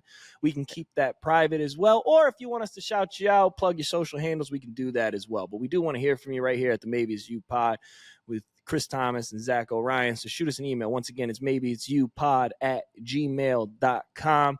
Also, give us a follow at YouTube, Instagram, and check out our podcast out wherever podcasts are streaming. Just check out Maybe It's You Pod. That is the handle for most of them. Some of them might have to end up saying podcast. I don't know how quick we got to having that handle, but if you type in Maybe It's You Pod, we should show up. So please shoot us your questions or events or things that you got going on in your life, any advice that you'd like, and we will get to you right away. This last section. Or if you want us to soak your wife for 48 hours. We'll soak. We'll change the name of this podcast to the Super Soakers if all Mormons look like that. Because, dude, that is top shelf Mormon. Taylor That's Ball, top if tier you're Mormon watching right this, there. send us an email. Look, like, hey, we judged you a little bit, but look, we're nice guys. You're divorced. Yeah, You're going you through a know what I hard mean? time. Look, We'll have your back mostly. In most life situations where you feel awful and you just want someone to have your back, you can message us. We'll take sides. Yeah, 3 days we'll be married. You can divorce me for alimony. You got used to me yelling at you. Yeah, good luck getting alimony from me. What are you going to take from me? Half my dog food? Yeah. That's all I got going. But yeah, email us regardless. Hit us Maybe up. it's you pod at gmail.com. Shoot us all the questions. Boom, boom, boom. Last section, baby. This is how we got the name of the podcast. And this is a section that we really, really are excited to show to you guys. It's called Maybe It's Me. This is a section where we bring up life events, questions, advice, so on and so forth. And we question, is it me or is it you? Chris, you got anything? What's going on in your life? I do, and this came, as a member of the culture of, I'm a hip hop, urban, member of the. Actually, I'm not. I pick and choose when I want to be a part of the. You culture, could just say Cash App user. Yeah, just as a member of a Cash App user. No, I saw this one, and it's just despicable if you ask me, and it tells me everything I need to know about society. Is Ruby Rose gave her mom $250,000 for her birthday, and then now who is Ruby Rose? Explain to the people who may not know who Ruby Rose is. Ruby Rose is because as a member of Caucasity, my knowledge on Ruby Rose is very slim. Yeah, so Ruby Rose is pretty much pedestalized OnlyFans, Instagram hip hop model. She spent, a short time, I'm sure, a lucrative time dating the acting social media comedian Drewski. Shout out Drewski, one of my favorite. Shout out Drewski. They separated. When they asked Drewski why they separated, he said that dating baddies is expensive, and you better have your wallet and your finance ready. And then a little bit after that came out, it turns out that Ruby Rose went viral for giving her mom $250,000, and they just think this is sad for society and for the community, the Cash App community. Is because there was a time, and I remember I'm born in the '80s, and the crack epidemic, and I remember that there's a lot of money moving around, and then if you tried to come and bring your mom drug money or hooker money or thought money, they would look at you and they would say, I don't want that dirty money. That shit out of my house. Look at this shit. Look at this shit. She's reveling in it. And she's dressed like one of those expensive tequila bottles. Exactly. And this is your daughter. You know what she's doing for that money. She's out there knotting around. She's dating fat ass Drewski. Excuse me, Drewski. Like, I know it's disrespectful. You called a stray there. But, like, we know that she was not in it because your personality or because she was in it for the bag. And when the bag dried up, when you started to get financially responsible, she dipped. You were probably like, hey, maybe we just have a nice evening at home. And all of a sudden that humor wasn't humoring like it was when y'all was at the Prada store.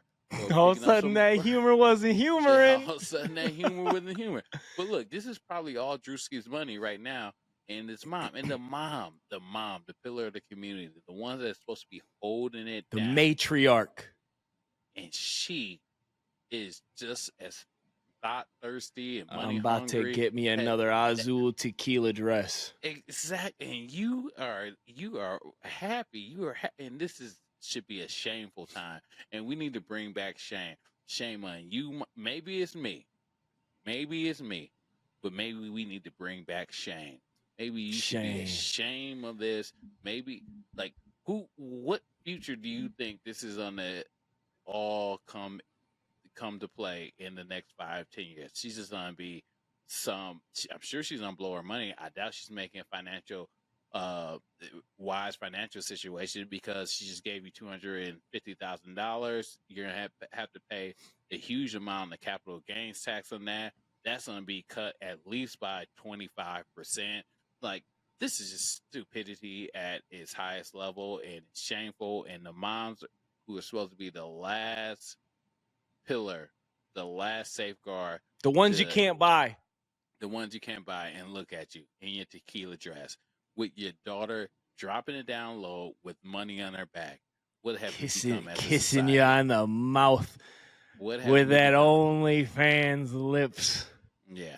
Now, I'll take that money if she came by my crib. But I ain't her mama. Maybe it's you, man. Maybe it's me. But maybe it's this hoe. Yeah, no, I get everything you're saying, man.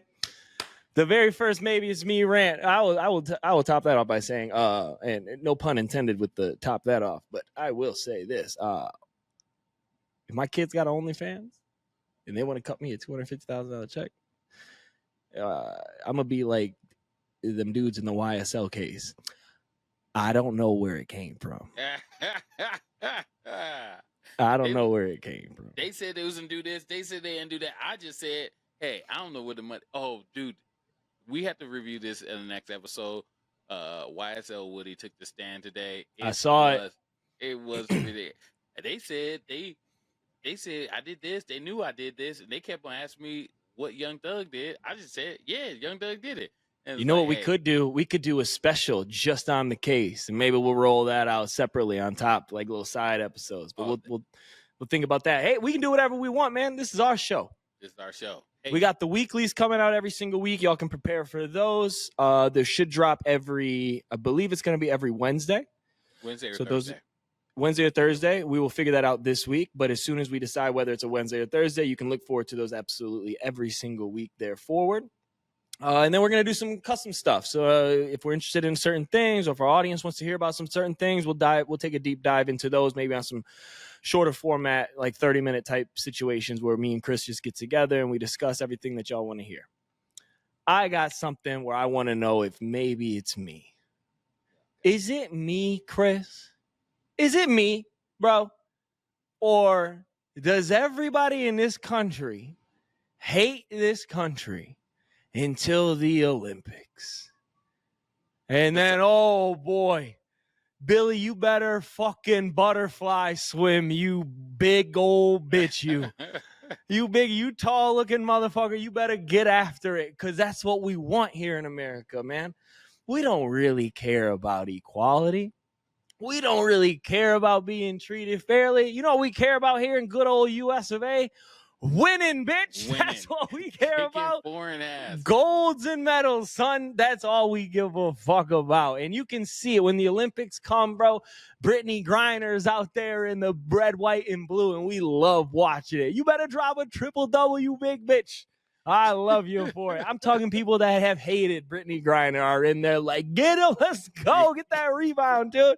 Sha'Carri Richardson. Everyone talking shit about Sha'Carri Richardson. Oh, fucking sprint. Run, match. Run. The two girls. Now, remember this. Here's what gets crazier. These two women, these two absolutely amazing athletes who have done great work. I'm a Brittany Griner fan. I'm a Sha'Carri Richardson fan. I don't give a shit. I don't give a shit. I don't watch it, but I don't have no reason. What am I? I'm not gonna like Brittany Griner because she snuck a little bit of weed. Dude, you gotta come up with something more than that to get me to hate you. Have you ever heard of my father? I've been through worse shit, dude. I'm not going to be mad. Now, these two women both got in trouble, and the basis surrounding why they had issues was marijuana. Sha'Carri Richardson didn't pass the drug test because Brittany Griner took the weed across seats, got busted in Russia. So what do we do? What do we do in good old United States of America? We send ourselves a mascot over there to represent our entire country. And who might that mascot be that we sent for $500,000, I think it was? Snoop Dogg, bro. We sent an ex-gangster rapper. Well, he's still a gangster rapper, but he literally was a gangster. He's the icon in the world for marijuana. The icon. You think weed, you think Snoop Dogg. We send him overseas to represent our whole country, and he's dancing with everybody. But our biggest complaint was drugs. Shut the fuck up, America. That's not the issue.